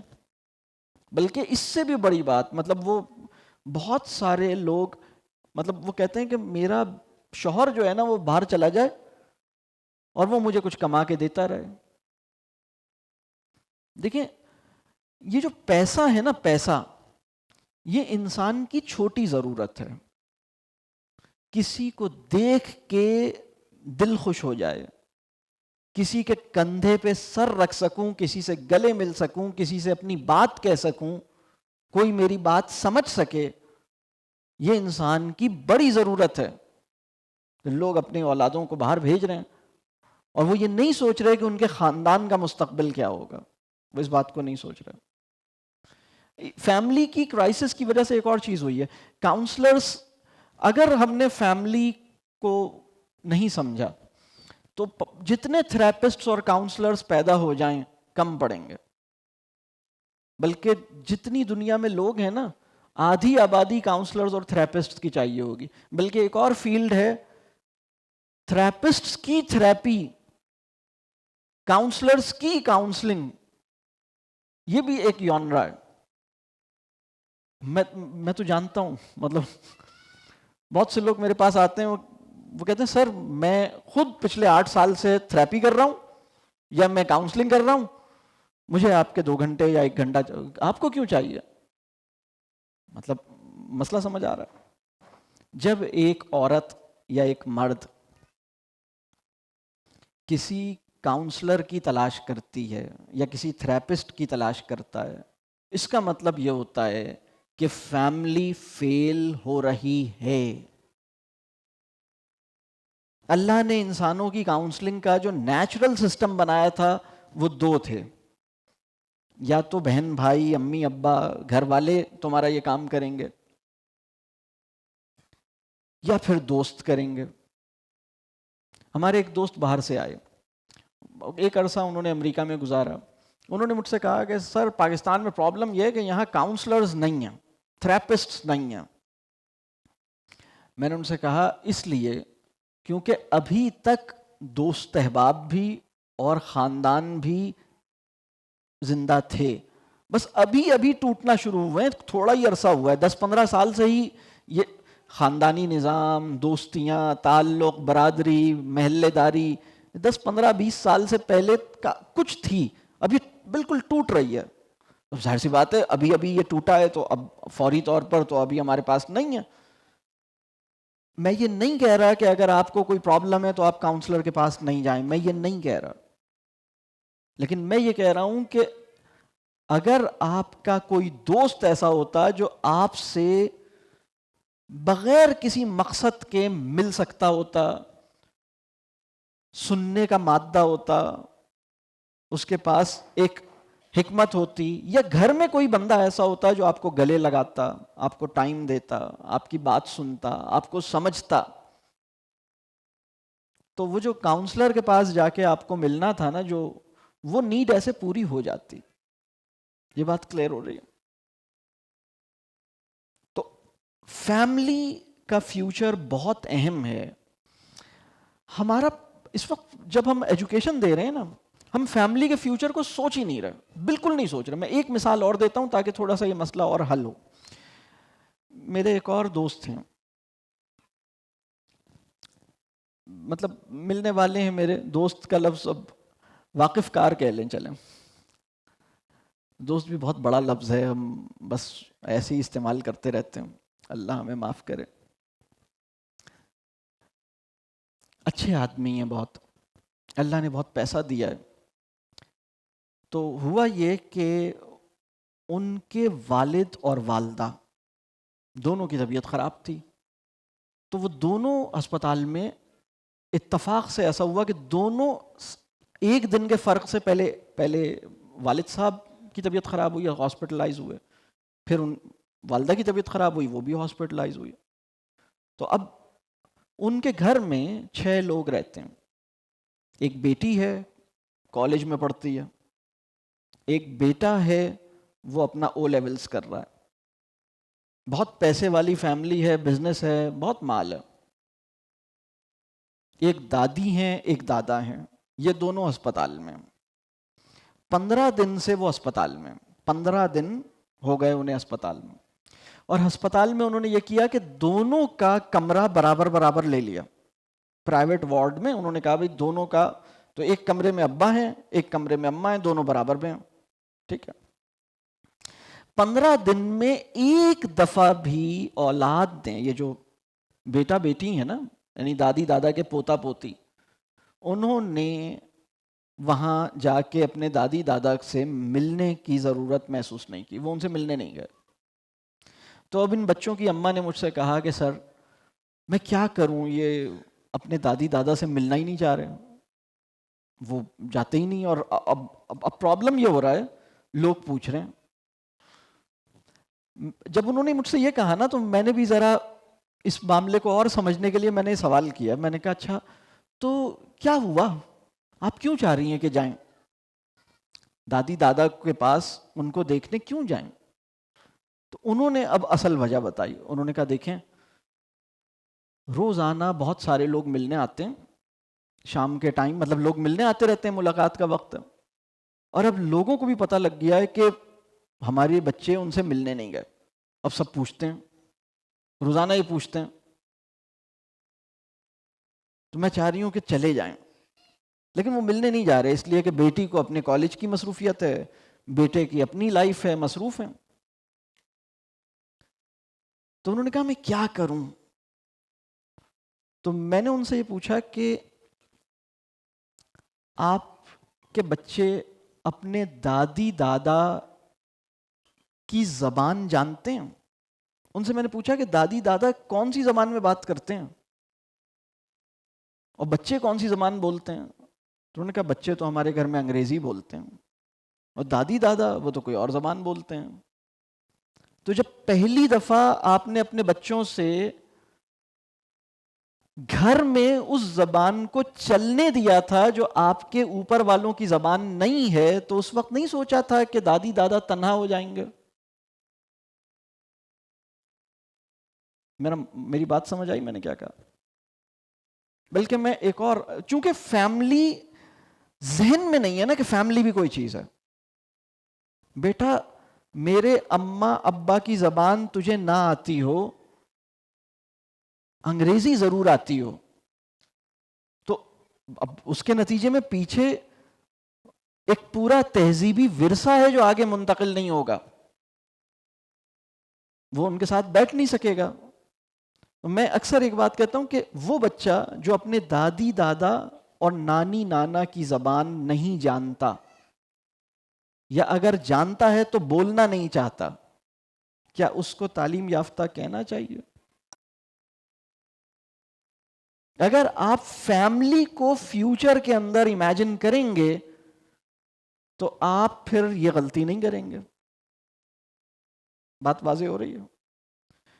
ایک ہے ہیلتھ، دوسرا ہے فیملی، تیسرا ہے کیریئر. ہمارے بچوں کا کیریئر کیا ہو، کس پیشے کا انتخاب کریں. اس میں بھی ہم ٹرینڈ کو فالو کرتے ہیں، ہم چیزوں کو کسی بڑی آئیڈیالوجی کے ساتھ جوڑ کر ایویلویٹ نہیں کر رہے. سب ایک ریس لگی ہوئی ہے، سب نے ایم بی اے کرنا ہے، سب نے سی اے کرنا ہے، تو سب وہی کام کر رہے ہیں، لیکن وہ یہ نہیں دیکھ رہے کہ اس وقت کرنے کے کام کیا ہیں. تو یہ بھی ایک ریٹ ریس کی طرح لوگ اس کیریئر میں جا رہے ہیں. پھر دوسری بات یہ کہ ان کے پاس، انہیں یہ نہیں اندازہ کہ اس میں یعنی میری اپنی زندگی، فیملی کی زندگی اور کیریئر، ان میں توازن کیسے کیا جائے. اور اس میں بھی ایک اور مسئلہ یہ ہوا ہے، پہلے لوگ جاب کرتے تھے تو 9 to 5 جاب کرتے تھے، اب اپنا کام شروع کر رہے ہیں تو وہ 9 to 9 کر رہے ہیں. پہلے 5 دن جاتے تھے، اب 7 دن جاتے ہیں.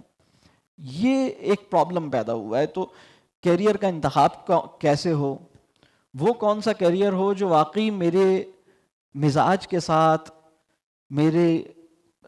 میری شخصیت کے ساتھ بھی میچ کرے، اس کے اندر میں واقعی کوئی ورتھ وائل کاز محسوس کر سکوں، اور اس کو میں اس کی خاطر میں اپنی نفسیاتی صحت اور اپنا وقت اور اپنی فیملی کو اتنی ہیوج سیکریفائس نہ دوں. یہ ساری چیزیں، یہ بھی ایک سمجھنے کی چیز ہے کیریئر کے حوالے سے، فیملی کے اندر، فیوچر کے اندر. پھر چوتھا ایسپیکٹ ہے سوسائٹی. ہماری سوسائٹی کا مستقبل کیا ہے؟ اور سوسائٹی کا مستقبل تعلیم و تربیہ کے بامانی ہونے سے جڑا ہوا ہے. بلکہ تعلیم و تربیہ اگر بہت بامانی ہے تو اس کے جو آؤٹ کمز ہیں ان میں سے ایک اچھی تعلیم و تربیہ کی اسٹرگل کے کچھ پولیٹیکل آؤٹ کمز بھی ہو سکتے ہیں، لیکن ایک بہت زوردار پولیٹیکل اسٹرگل کے آؤٹ کمز ایسے نہیں ہو سکتے کہ لوگوں کو اپنی تنہائیوں میں وہ نفیس ہو جائیں، ان کے اندر جواب دہی کا احساس پیدا ہو جائے، ان کے فرد کی سطح پر ایمانداری کا مزاج پیدا ہو. یہ پولیٹیکل اسٹرگل سے ممکن نہیں ہوتا. بات کلیئر ہو رہی ہے؟ تو یہ سوسائٹی کے حوالے سے ایک فیوچر ہے. اور سب سے بڑا فیوچر جو سب سے بڑا لیول ہے وہ زندگی بعد موت، لائف ہیئر آفٹر، ہماری آخرت. اور وہ ہماری آخرت اس وقت ٹھیک ہوگی جب ہم اپنی زندگی میں ٹھیک کام کریں گے.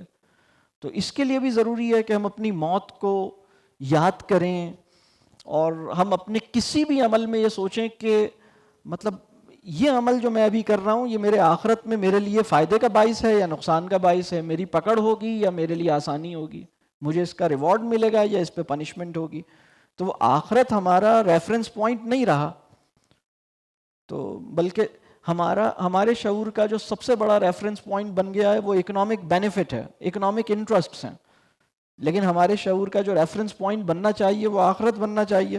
تو یہ پانچوں لیولز میں ہمارے فیوچر کو اللہ کرے کہ ہم امیجن کریں.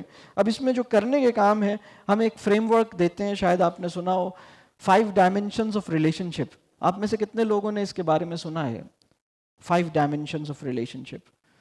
یہ ایک براڈ فریم ورک ہے. اپنے ساتھ تعلق، اپنوں کے ساتھ تعلق، اپنے کے ساتھ تعلق، دوسروں کے ساتھ تعلق، اور فطرت کے ساتھ تعلق. بامعنی زندگی، اس کو ہم کہتے ہیں میننگ فل لائف، اس وقت ممکن ہوگی جب پانچوں ڈائمینشنز میں ریلیشن شپس ٹھیک ہوں گے. اس کی کوشش کروں گا رب کریم سے میرا تعلق ٹھیک ہو.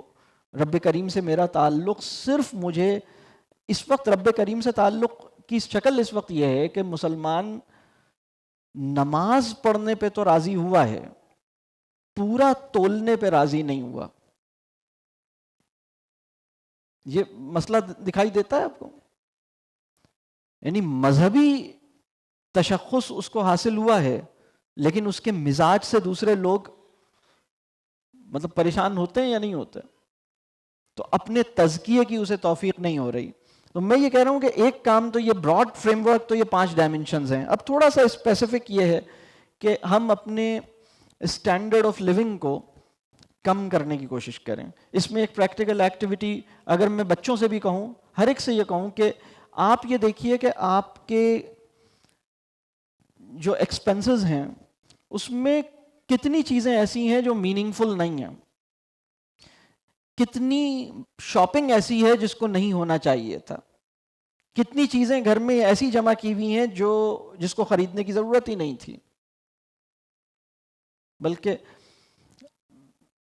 کتنے لوگ ایسے ہیں جنہوں نے کوئی چیز اس وجہ سے خریدی کیونکہ بہت سستی مل رہی تھی.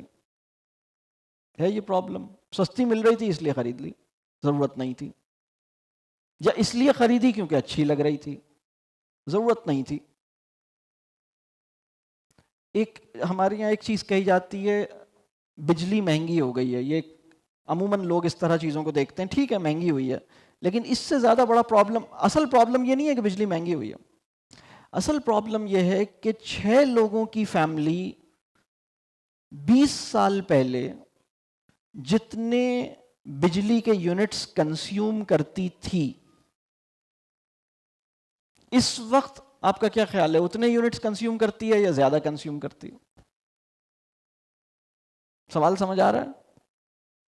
6 لوگوں کی فیملی، آپ فیملی کو چھوڑیں، مسجد کو پکڑ لیں. آپ وہ مسجد جس میں 1000 نمازی ہوتا تھا، اس کے اندر جتنی بجلی کنزیوم ہوتی تھی اس وقت اس سے زیادہ کنزیوم ہو رہی ہے، کم کنزیوم ہو رہی ہے؟ کسی کو بھی پکڑ لیں آپ. مسئلہ سمجھ آ رہا ہے؟ کنزیومرزم کو ریزسٹ کرنا ہوگا، کنزیومرزم کو پہچاننا ہوگا.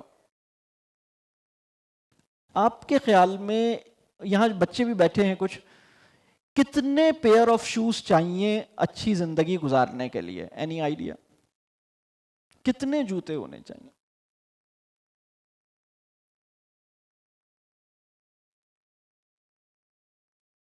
دو ہونے چاہیے.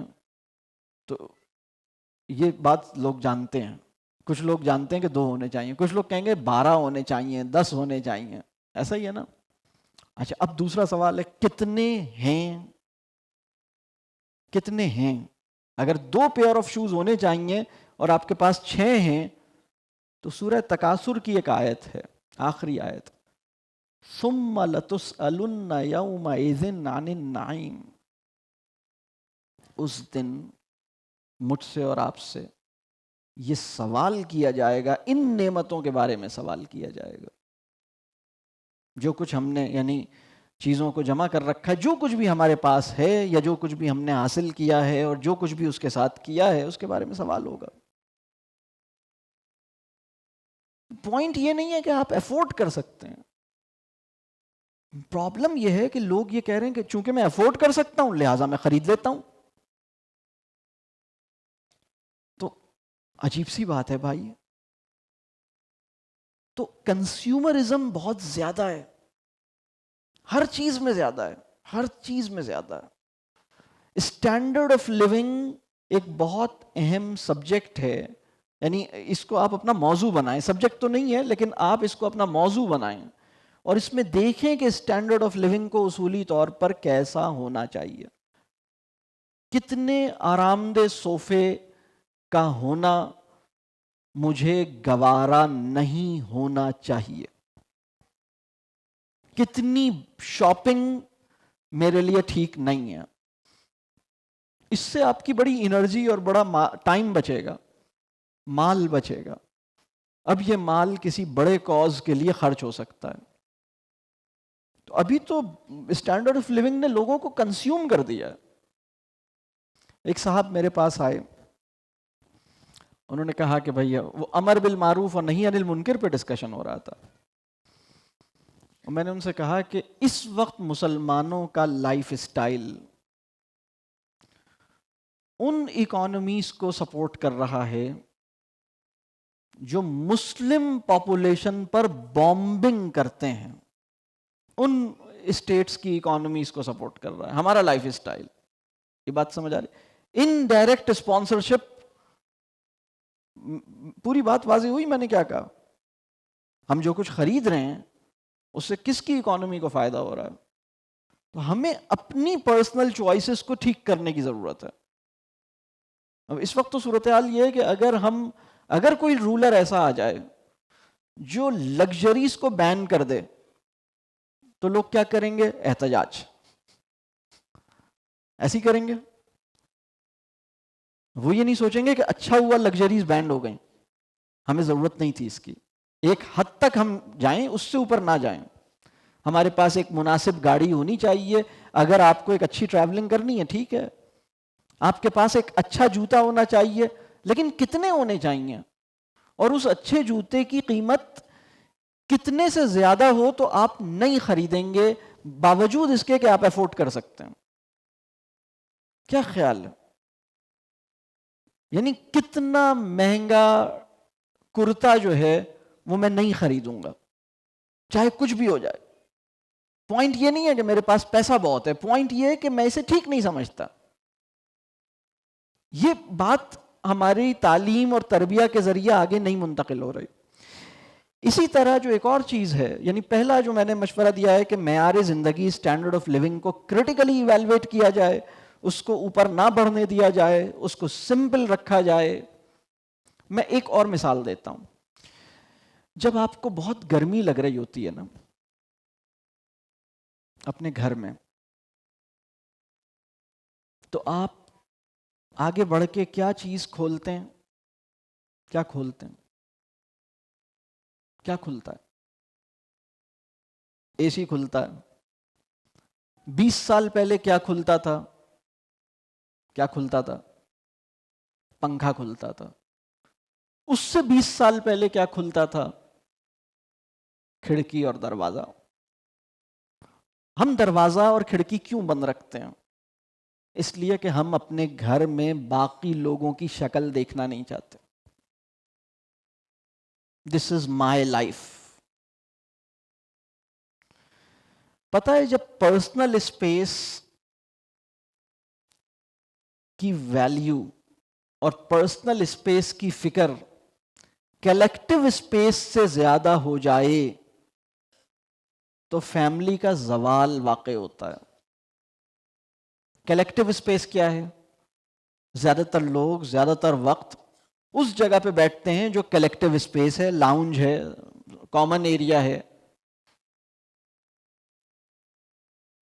کلیکٹیو ٹائم ایکسپیرینس کرتے ہیں. تو یہ نہیں ہو رہا اس وقت.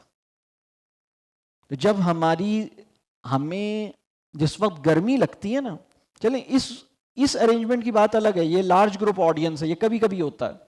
لیکن آپ کے گھر کے اندر اب پرابلم یہ ہے کہ کیا ہماری ایجوکیشن ہمیں اس قابل بنا رہی ہے کہ میں نے بہت تعلیم حاصل کی ہے الحمدللہ، اب میں ایک ایسا مکان ڈیزائن کر رہا ہوں جس میں ہماری بجلی کی کنزمپشن کم ہو اور ہم نیچرلی ٹھنڈا کر سکیں گرمیوں میں، اور سردیوں میں باہر کی سردی سے کو کسی حد تک ریزسٹ کر سکیں، جس حد تک کر سکیں. پھر اس کے بعد ہمیں سپورٹ کے لیے کچھ ایسی چیزیں چاہیے، ٹھیک ہے وہ ہیٹر وغیرہ لگا لیں. بات واضح ہو رہی ہے؟ تو لوگوں کا لائف اسٹائل تو لوگوں نے اس پہ سوچا ہی نہیں ہے، بالکل بھی نہیں سوچا. آنکھ بند کر کے چیزوں کو آپٹ کیا ہے اور اپنی لائف کو لگژریس بنایا ہے، دیٹس اٹ. اس کے کانسیکوینسز نہیں سوچے انہوں نے کہ یہ کیا ہوگا. اسی طرح جو تربیت کا جو پورا پروسیس ہے نا، اس کا فہم نہیں ہے، تربیہ کے گول واضح نہیں ہیں. مثال کے طور پہ تربیہ کا ایک گول لوگ یہ سمجھ رہے ہیں کہ بھائی ان سے میں اچھے کام کروا لوں کسی بھی طرح سے، یہ تربیہ ہے. لوگوں کے دماغ ایسے ہیں.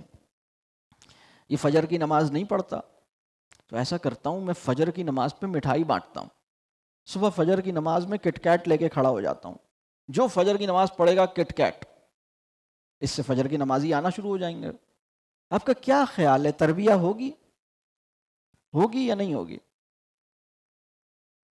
اس وقت بہت سے لوگ تربیہ نہیں جانتے، تربیہ کیا ہے وہ نہیں جانتے. آپ میں سے کتنے لوگ ایسے ہیں جنہوں نے ارطغرل دیکھا ہے؟ چلیں سبحان اللہ، مطلب میں یہی کہہ سکتا ہوں. کتنے لوگوں نے کبھی یہ چاہا، میں نے نہیں دیکھا ویسے، میں بائی دا وے بتا رہا ہوں، میں نے اگر سامنے سے حضرت ارطغرل چلتے ہوئے آ جائیں تو میں نہیں پہچان سکتا، لیکن میں نے سنا ہے اس کے بارے میں کہ کوئی اچھی چیزیں بھی اس میں ہیں، ایک اچھی ہماری تہذیب کا ایک خوبصورت ایک دور ہے جو اس میں دکھایا گیا ہے. کتنے لوگوں کا دل چاہا کہ ہماری لائف میں ہم ان چیزوں کو اڈاپٹ کریں، ہم اپنی زندگی کو ایسا بنائیں. ماشاء اللہ. یہ جو پورا عمل ہے نا، ہمارے لائف اسٹائل کو ٹھیک ہونا، ہماری خاندان، ہماری فیملی ویلیوز کو دوبارہ سے ٹھیک ہونا، اس کے لیے صرف میڈیا کافی نہیں ہے، اس کے لیے انسان کی ضرورت ہے. تربیہ کے لیے جو بہت اہم پری ریکویزٹ ہے وہ ہے انسانی تعلق. اگر آپ سوسائٹی کے اندر کوئی بہت بڑی تبدیلی لانا چاہتے ہیں اور تربیہ کو اس کا پری ریکویزٹ نہیں سمجھتے تو آپ بہت سادہ ہیں، میں یہی کہوں گا، آپ کے حق میں دعا کروں گا. اگر سوسائٹی میں بہت بڑی تبدیلی چاہیے تو اس کے لیے تعلیم و تربیہ اس کا پری ریکویزٹ ہے، اور تعلیم و تربیہ کے لیے آپ ایفرٹ کر رہے ہیں، اس کے لیے آپ انسانی تعلق کو اہم نہیں سمجھتے. اس کا مطلب ہے تربیہ نہیں ہو رہی. تربیہ کا نان نیگوشیبل پری ریکویزٹ ہے تعلق، انسانی تعلق. اور کس بندے سے تعلق؟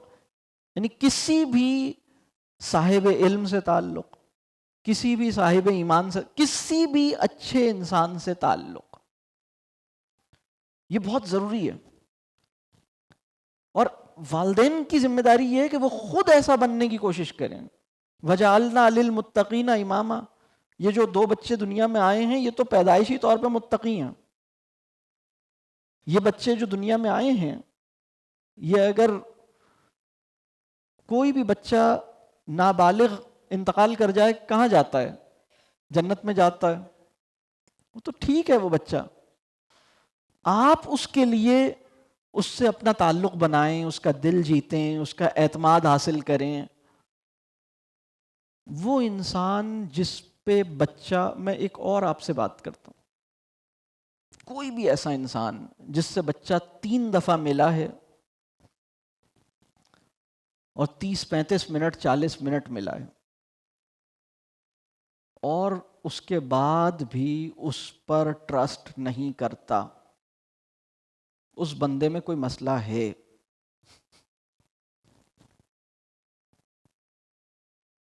اس وقت تو صورتحال یہ اپنے باپ پہ ٹرسٹ نہیں کرتا، اپنی ماں پہ ٹرسٹ نہیں کرتا، 3 دفعہ کیا 13 سال سے جن کے ساتھ رہ رہا ہے اس پہ ٹرسٹ نہیں کرتا۔ ٹرسٹ نہیں کرتا کا کیا مطلب؟ اپنا پرابلم ان کو بتاؤں گا تو یہ چھوڑیں گے نہیں، اپنا پرابلم ان کو بتاؤں گا تو یہ اتنے پریشان ہو جائیں گے کہ پرابلم کو چھوڑ کے ان کو سنبھالنا پڑے گا۔ اور یہ تو مجھے جج کرتے رہتے ہیں، یہ تو مجھے پہلے ہی غلط سمجھتے ہیں۔ بعض بچے اس پریشانی میں ہیں کہ میرے ماں باپ کو مجھ سے کوئی خیر کی امید بھی نہیں ہے، پھر بھی مجھ پہ زور زبردستی کر کے مجھے کبھی نماز پڑھواتے ہیں، کبھی امتحان دلواتے ہیں۔ بہت سے بچوں کی یہ پریشانی ہے، جب مجھ سے ان کو کوئی امید ہے ہی نہیں تو میرے پیچھے کیوں پڑے ہوئے ہیں، مجھے چھوڑ کیوں نہیں دیتے؟ بہت سے بچوں کا یہ پرابلم ہے۔ آپ جانتے ہیں ایسے کسی بچے کو سوسائٹی میں؟ جانتے ہیں نا؟ بس اللہ کرے کہ ہم ایسے نہ ہوں، ٹھیک ہے نا؟ یہ پرابلم ہے اپنے بچوں کے ساتھ۔ یعنی تعلیم و تربیہ کے عمل کو سمجھنا ہوگا۔ کسی بچے سے انعام، لالچ یا انعام کے لالچ میں یا سزا کے خوف سے نماز پڑھوا لینا اور کسی غلط کام سے روک دینا تربیہ نہیں ہے۔ تربیہ یہ ہے کہ اس کا دل خود سے اس چیز سے بچنا چاہے، یعنی وہ اپنے اختیار کا ذمہ دارانہ استعمال کرے، اسے لگے کہ میں اگر میری اماں نہ بھی کھڑی ہوں تو بھی میں نماز پڑھوں گا، اگر کوئی مجھے نہ بھی دیکھ رہا ہو تو بھی میں غلط چیز نہیں کروں گا، غلط چیز نہیں دیکھوں گا، غلط کام میں نہیں جاؤں گا۔ اس لیے نہیں کہ کوئی دیکھ رہا ہے، اس لیے کہ اللہ دیکھ رہا ہے۔ تو یہ تربیہ جو ہے وہ پولیسنگ سے نہیں ہوتی، تھوڑی بہت نگرانی ضرور رکھیں، انویزیبل سا چیک بھی رکھیں، آپ کو پتا ہو بچے کیا کر رہے ہیں، کہاں جا رہے ہیں، کیوں جا رہے ہیں، یہ سب پتا ہو۔ لیکن پھر آپ کے ذہن میں یہ چیز چل رہی ہو کہ اس کے ساتھ ایسا تعلق بنایا جائے اور اس سے ان چیزوں پہ بات کی جائے کہ یہ خود اپنے فرائض کو ادا کرنے کی فکر اس کے اندر پیدا ہو۔ تو ابھی تو یہ کام نہیں ہو رہا۔ تعلیم و تربیہ کا کام جو ہے نا وہ سمجھنا ہوگا۔ تو ایک چیز جو میں نے عرض کی لائف اسٹائل کے اوپر اور اسٹینڈرڈ آف لیونگ کے اوپر، دوسری چیز جو تھی وہ تربیہ کا پروسیس، اسے سمجھنا ہوگا۔ اور اس کے لیے جو تیسرا کام ہے اپنی اولاد کا مربی بننا ہوگا۔ تربیہ کے لیے ہمیں مینٹورز چاہیے۔ ہماری سوسائٹی میں ایسے لوگ جن سے ملنے کے نتیجے میں ہمارا ایمان تازہ ہو جائے، ہمیں لوگوں کو معاف کرنا آسان ہو جائے، ہمیں کچھ سیکھنے کی خواہش پیدا ہو جائے، ہمیں کوئی علم نافع حاصل ہو جائے، یہ قیمتی لوگ ہیں، یہ بڑے لوگ ہیں۔ ایسے لوگوں کی تعداد سوسائٹی میں بڑھانی ہے، ایسا آدمی بننے کی کوشش کرنا ہے۔ یہ کرنے کے کام ہے کہ ہر ایک نے یہ کوشش کرنی ہے۔ یہاں پر آپ میں سے بہت سے اسٹوڈنٹس کو بھی یہ ایسا آنر ملا ہوگا کہ ان کے کولیگز، ان کے دوست ان سے اپنا پرابلم شیئر کرتے ہیں، اس کا مطلب ہے وہ آپ پہ ٹرسٹ کرتے ہیں۔ الحمدللہ۔ تو آپ نے اپنے اوپر کام کرنا ہے، اپنے اوپر کام کرنا ہے۔ اگر ہم اس کا مطلب کیا ہے کہ میں کیسے سوچتا ہوں، میری امیدیں کیا ہیں، میرا ایمان کیا ہے، میں اپنی آخرت کی فکر کتنی کرتا ہوں، میری نیتیں کتنی ٹھیک ہیں، میری ذات سے کسی کو تکلیف تو نہیں ہو رہی، میں کسی کے ساتھ ناجائز تو نہیں کر رہا۔ اپنی چیزوں کو ٹھیک کرنا ہے، اپنے مزاج کو ٹھیک کرنا ہے، اپنے لائف اسٹائل کو ٹھیک کرنا ہے، یہ سب اپنے اوپر کام ہے۔ جب ہم یہ کام کریں گے تو اولاد کے مربی بنیں گے۔ پھر ایک اور کام جو اسی کے ساتھ ہے کہ اصحاب علم سے تعلق بنائیے، اپنا بھی اور بچوں کا بھی۔ تو یہ بھی ایک بہت اہم کام ہے کہ بلکہ میں آپ ایسے کتنے لوگوں کو جانتے ہیں جو فائنینشیلی آپ سے بہت کم ہیں؟ جانتے ہیں ایسے لوگوں کو؟ جانتے ہیں؟ الحمدللہ، اللہ کا شکر ادا کیجیے۔ اگر نہیں جانتے تو اس کا مطلب ہے کہ آپ مطلب ایک الگ ہی دنیا میں آئسولیٹڈ ہیں۔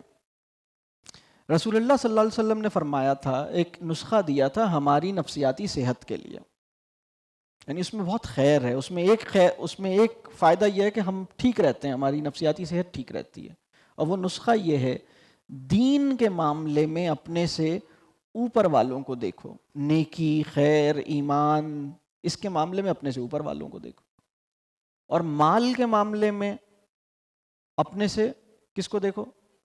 نیچے والے کو دیکھو۔ ہم ایگزیکٹلی الٹا کرتے ہیں۔ الٹا کیسے کرتے ہیں؟ میں آپ کو اس کی مثال دے دیتا ہوں۔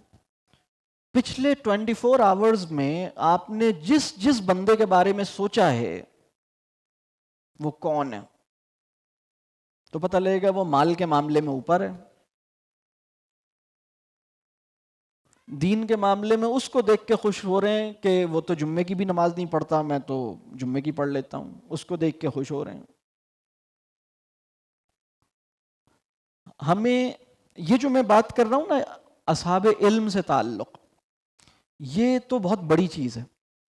کسی بھی ایسے انسان سے تعلق جو نیکی میں اوپر ہے اور مال میں نیچے ہے، اس کے گھر پہ بھی جائیں، اس کو اپنے گھر پہ مہمان بھی بلائیں، نہیں تو میٹیریلزم نہیں نکل پائے گا، جذبہ شکر پیدا نہیں ہوگا۔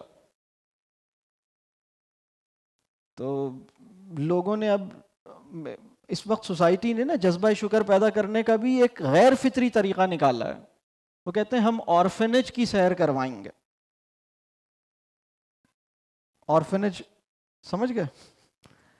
بھئی ہمارے اپنے ملنے والوں میں ایسے لوگ جن کو میں مہمان بلاؤں، جن کی خدمت میں رہوں، جن سے تعلق بناؤں، یہ میرے اوپر ضروری ہے۔ تو یہ اولاد کا مربی، اچھے انسانوں سے تعلق، انسانوں سے ملنے میں یہ والا اصول، یہ چیز اس کو دیکھنا ہے۔ آخری پوائنٹ ہے وہ یہ ہے کہ جو انوائرمنٹل جو اویئرنیس ہے نا، ماحولیاتی تحفظ کی، کنزرویشن آف انوائرمنٹ کی، یہ اپنے اندر پیدا کیجیے۔ ہم میں سے ہر ایک کی جو چوائسز ہیں وہ پوری دنیا کی ایکالوجی پہ ایک اثر پیدا کر رہی ہیں۔ ایک ریسرچ یہ ہے کہ اگر ایسے ہی شاپنگ ہوتی رہی جیسے ابھی ہو رہی ہے، اور شاپنگ بیگز پیدا ہوتے رہے، تو کچھ عرصے کے بعد سمندروں میں پلاسٹک بیگز کی تعداد مچھلیوں سے زیادہ ہوگی۔ اور اللہ تعالیٰ آسان فرمائے، اس بات کا بھی خطرہ ہے کہ دنیا میں روبوٹس کی پاپولیشن ہیومن پاپولیشن سے زیادہ ہو جائے گی، مطلب یہ بھی خطرہ ہے۔ تو یہ ایک ہمیں کیا کرنا ہے اس میں؟ ہمیں اپنی چوائسز میں بہت کیئرفل ہونا ہے۔ رسول اللہ صلی اللہ علیہ وسلم کی ایک حدیث کا مفہوم ہے کہ اگر تم دریا کے کنارے بھی وضو کر رہے ہو اور تم نے اس سے زیادہ پانی کنزیوم کیا جتنے میں وضو ممکن تھا، تو تم نے اسراف کیا۔ اب دریا ایبنڈنس آف واٹر اور کوالٹی آف واٹر، پانی کے معیار اور پانی کی کثرت دونوں کا استعارہ ہے، اور وضو سے بڑھیا کام تو پانی سے ہو ہی نہیں سکتا نا، اس میں بھی آپ اتنا ہی استعمال کریں جتنا آپ کو چاہیے۔ یہ احتیاط نہیں ہو رہی، اور اس کی وجہ سے جو ہمارا اس کی بہت تفصیل ہے، بہرحال اس کی وجہ سے ہمیں ایک بڑا ایکولوجیکل کرائسس بھی دیکھنے کو مل رہا ہے۔ پاکستان میں نا جیسے مہنگائی بڑھانے کے فیکٹرز ہیں نا، پاکستان دنیا میں وہ ملک ہے جہاں سستائی بڑھانے کے فیکٹرز بھی موجود ہیں۔ مثال کے طور پر میرے پاس ایک صاحب آئے، انہوں نے کہا سر آپ ایسی باتیں کر رہے ہیں، آپ کو پتہ ہے ٹماٹر کتنے مہنگے ہیں؟ ہو سکتا ہے آپ کے دل میں بھی آ رہا ہو نا کہ سر سے کہوں سر آپ کو پتہ ہے ٹماٹر پیاز کا بھاؤ پتہ ہے آپ کو؟ آپ باتیں تو کر رہے ہیں، ٹماٹر کتنے مہنگے ہیں. تو میں نے ان سے کہا دیکھو یہ تو آپ کی اپنی ضد ہے نا کہ ٹماٹر خرید کے کھائیں گے، یہ تو آپ کی اپنی ضد ہے. کس نے کہا ہے کہ خریدو؟ میری بات واضح ہو رہی ہے؟ مطلب آپ اگا لیں، اگانا شروع کر دیں. ایک صاحب آئے، سر ادرک آپ کو پتہ ہے ادرک کتنی، وہ میں نے کسی کو کہا وہ میں تو ایلوپیتھک میڈیسنس استعمال نہیں کرتا، تو جو میں خود اپنے لیے پسند کرتا ہوں وہی دوسروں کے لیے بھی پسند کرتا ہوں. تو کوئی صاحب آئے ہوئے تھے، میں نے کہا بھئی یہ ادرک بہت اچھی چیز ہے، یہ استعمال کیا کریں. کوئی مسئلہ تھا ان کو. پھر بات آئی سر ادرک بہت مہنگا ہے. میں نے کہا اچھا، اینٹی بائیوٹک بہت سستی ہے. یہ تو ہمارے ذہن میں بیٹھا ہوا ہے نا. اگر آپ ادرک اگا لیتے ہیں اور وہ خود ہی سسٹین کر جاتا ہے اور زندگی بھر آپ کو ادرک نہیں خریدنا پڑتا، ایک طریقہ تو یہ ہے کہ آپ کی انکم میں اضافہ ہو. ایک طریقہ یہ ہے کہ آپ کی جو ضروریات ہیں ان کا وہ بندوبست جو نیچر خود کر سکتی ہے، وہ نیچر سے اپنی ضروریات کو پورا کیا جائے. جیسے میں نے کہا نا کہ جس وقت آپ اے سی کھولتے ہیں اس وقت کھڑکی کھولنی چاہیے، لیکن اتنا بڑا مائنڈ سیٹ، جس وقت مجھے اے سی کھولنے کی ضرورت محسوس ہوتی ہے اس وقت میں کھڑکی کھولوں یا پنکھا کھولوں، یا میں نے اپنے گھر میں اے سی انسٹال کیا ہے اس کی جگہ میں دریک کا درخت لگاؤں یا سکھ چین کا درخت لگاؤں یا کوئی سا بھی درخت لگاؤں، یہ تو بہت مشکل بات ہے. اے سی تو ابھی آرڈر کریں ابھی آ جائے گا، شام تک لگ جائے گا. یہ جو مسئلہ ہے نا، یہ ہمیں اپنے ذہن کو بدلنا پڑے گا. یہ موٹی موٹی چیزیں ہیں. ماحولیات، یہ جو میں نے سلوشنز دیے، میں نے 5 ٹائپس آف فیوچر کے میں نے 5 لیولز الگ ڈسکس کیے اور 5 سجیشنز میں نے الگ ڈسکس کیے، جس میں 5 ڈائمینشنز آف ریلیشن شپ کا ایک براڈ فریم ورک ہے. اس کے علاوہ میں نے lifestyle, standard of living کے اوپر کچھ بات کی، پھر میں نے تربیہ کے پروسیس پہ بات کی، پھر میں نے مربی اور اصحاب علم سے جڑنے کے حوالے سے بات کی، اور پھر میں نے ماحولیات کے حوالے سے کچھ بات کی. اللہ تعالیٰ آپ سب کو اجر عطا کرے، اور مجھے بھی اور آپ کو بھی جو کچھ ہم نے سیکھا ہے اس پہ عمل کرنے والا بنائے. رب کریم ہمارے گھر کے ہر انسان کو ہماری آنکھوں کی ٹھنڈک بنائے، ہمیں ہماری امیدوں کو درست کھونٹا عطا کر دے جو ایمانیات کا کھونٹا ہے. ہماری امیدوں کا کھونٹا ہماری صلاحیت نہ ہو، ہماری امیدوں کا کھونٹا ہمارے وسائل نہ ہوں، ہماری امیدوں کا کھونٹا اللہ کی قدرت بن جائے. اسی طرح رب کریم ہمیں اپنی اصلاح کی سچی فکر عطا کرے، سچی توبہ کی ہمیں توفیق عطا کرے، اپنے معاملات کو مرنے سے پہلے درست کرنے کی توفیق عطا کرے. اور ہمیں مطلب جو ابھی آج مجھ سے پہلے بھی بہت کام کی گفتگو کی تھی، اللہ کو پہچاننے کی ہمیں اللہ کرے کہ ہمیں توفیق ملے. اور جو بھی اس وقت مسلم امہ کے مسائل ہیں، رب کریم اپنی قدرت سے ان کا حل عطا کرے. اس دنیا میں بہت سارے اچھے لوگ اپنے اپنے حصے کا اچھا کام کر رہے ہیں، رب کریم انہیں حکمت عطا کرے، ان کے کام میں برکت دے، انہیں اچھے معاونین عطا کرے، ان کے کام سے کوئی خیر معاشرے کو دیکھنا نصیب کرے. ہمارے لیے ہمارے دل میں ان کے لیے قدردانی اور ان کے لیے دعا کی توفیق اور ان سے تعاون کی توفیق ہمارے لیے پیدا کرے. تو آپ سب سے دعاؤں کی درخواست ہے. بہت شکریہ. السلام علیکم ورحمۃ اللہ وبرکاتہ.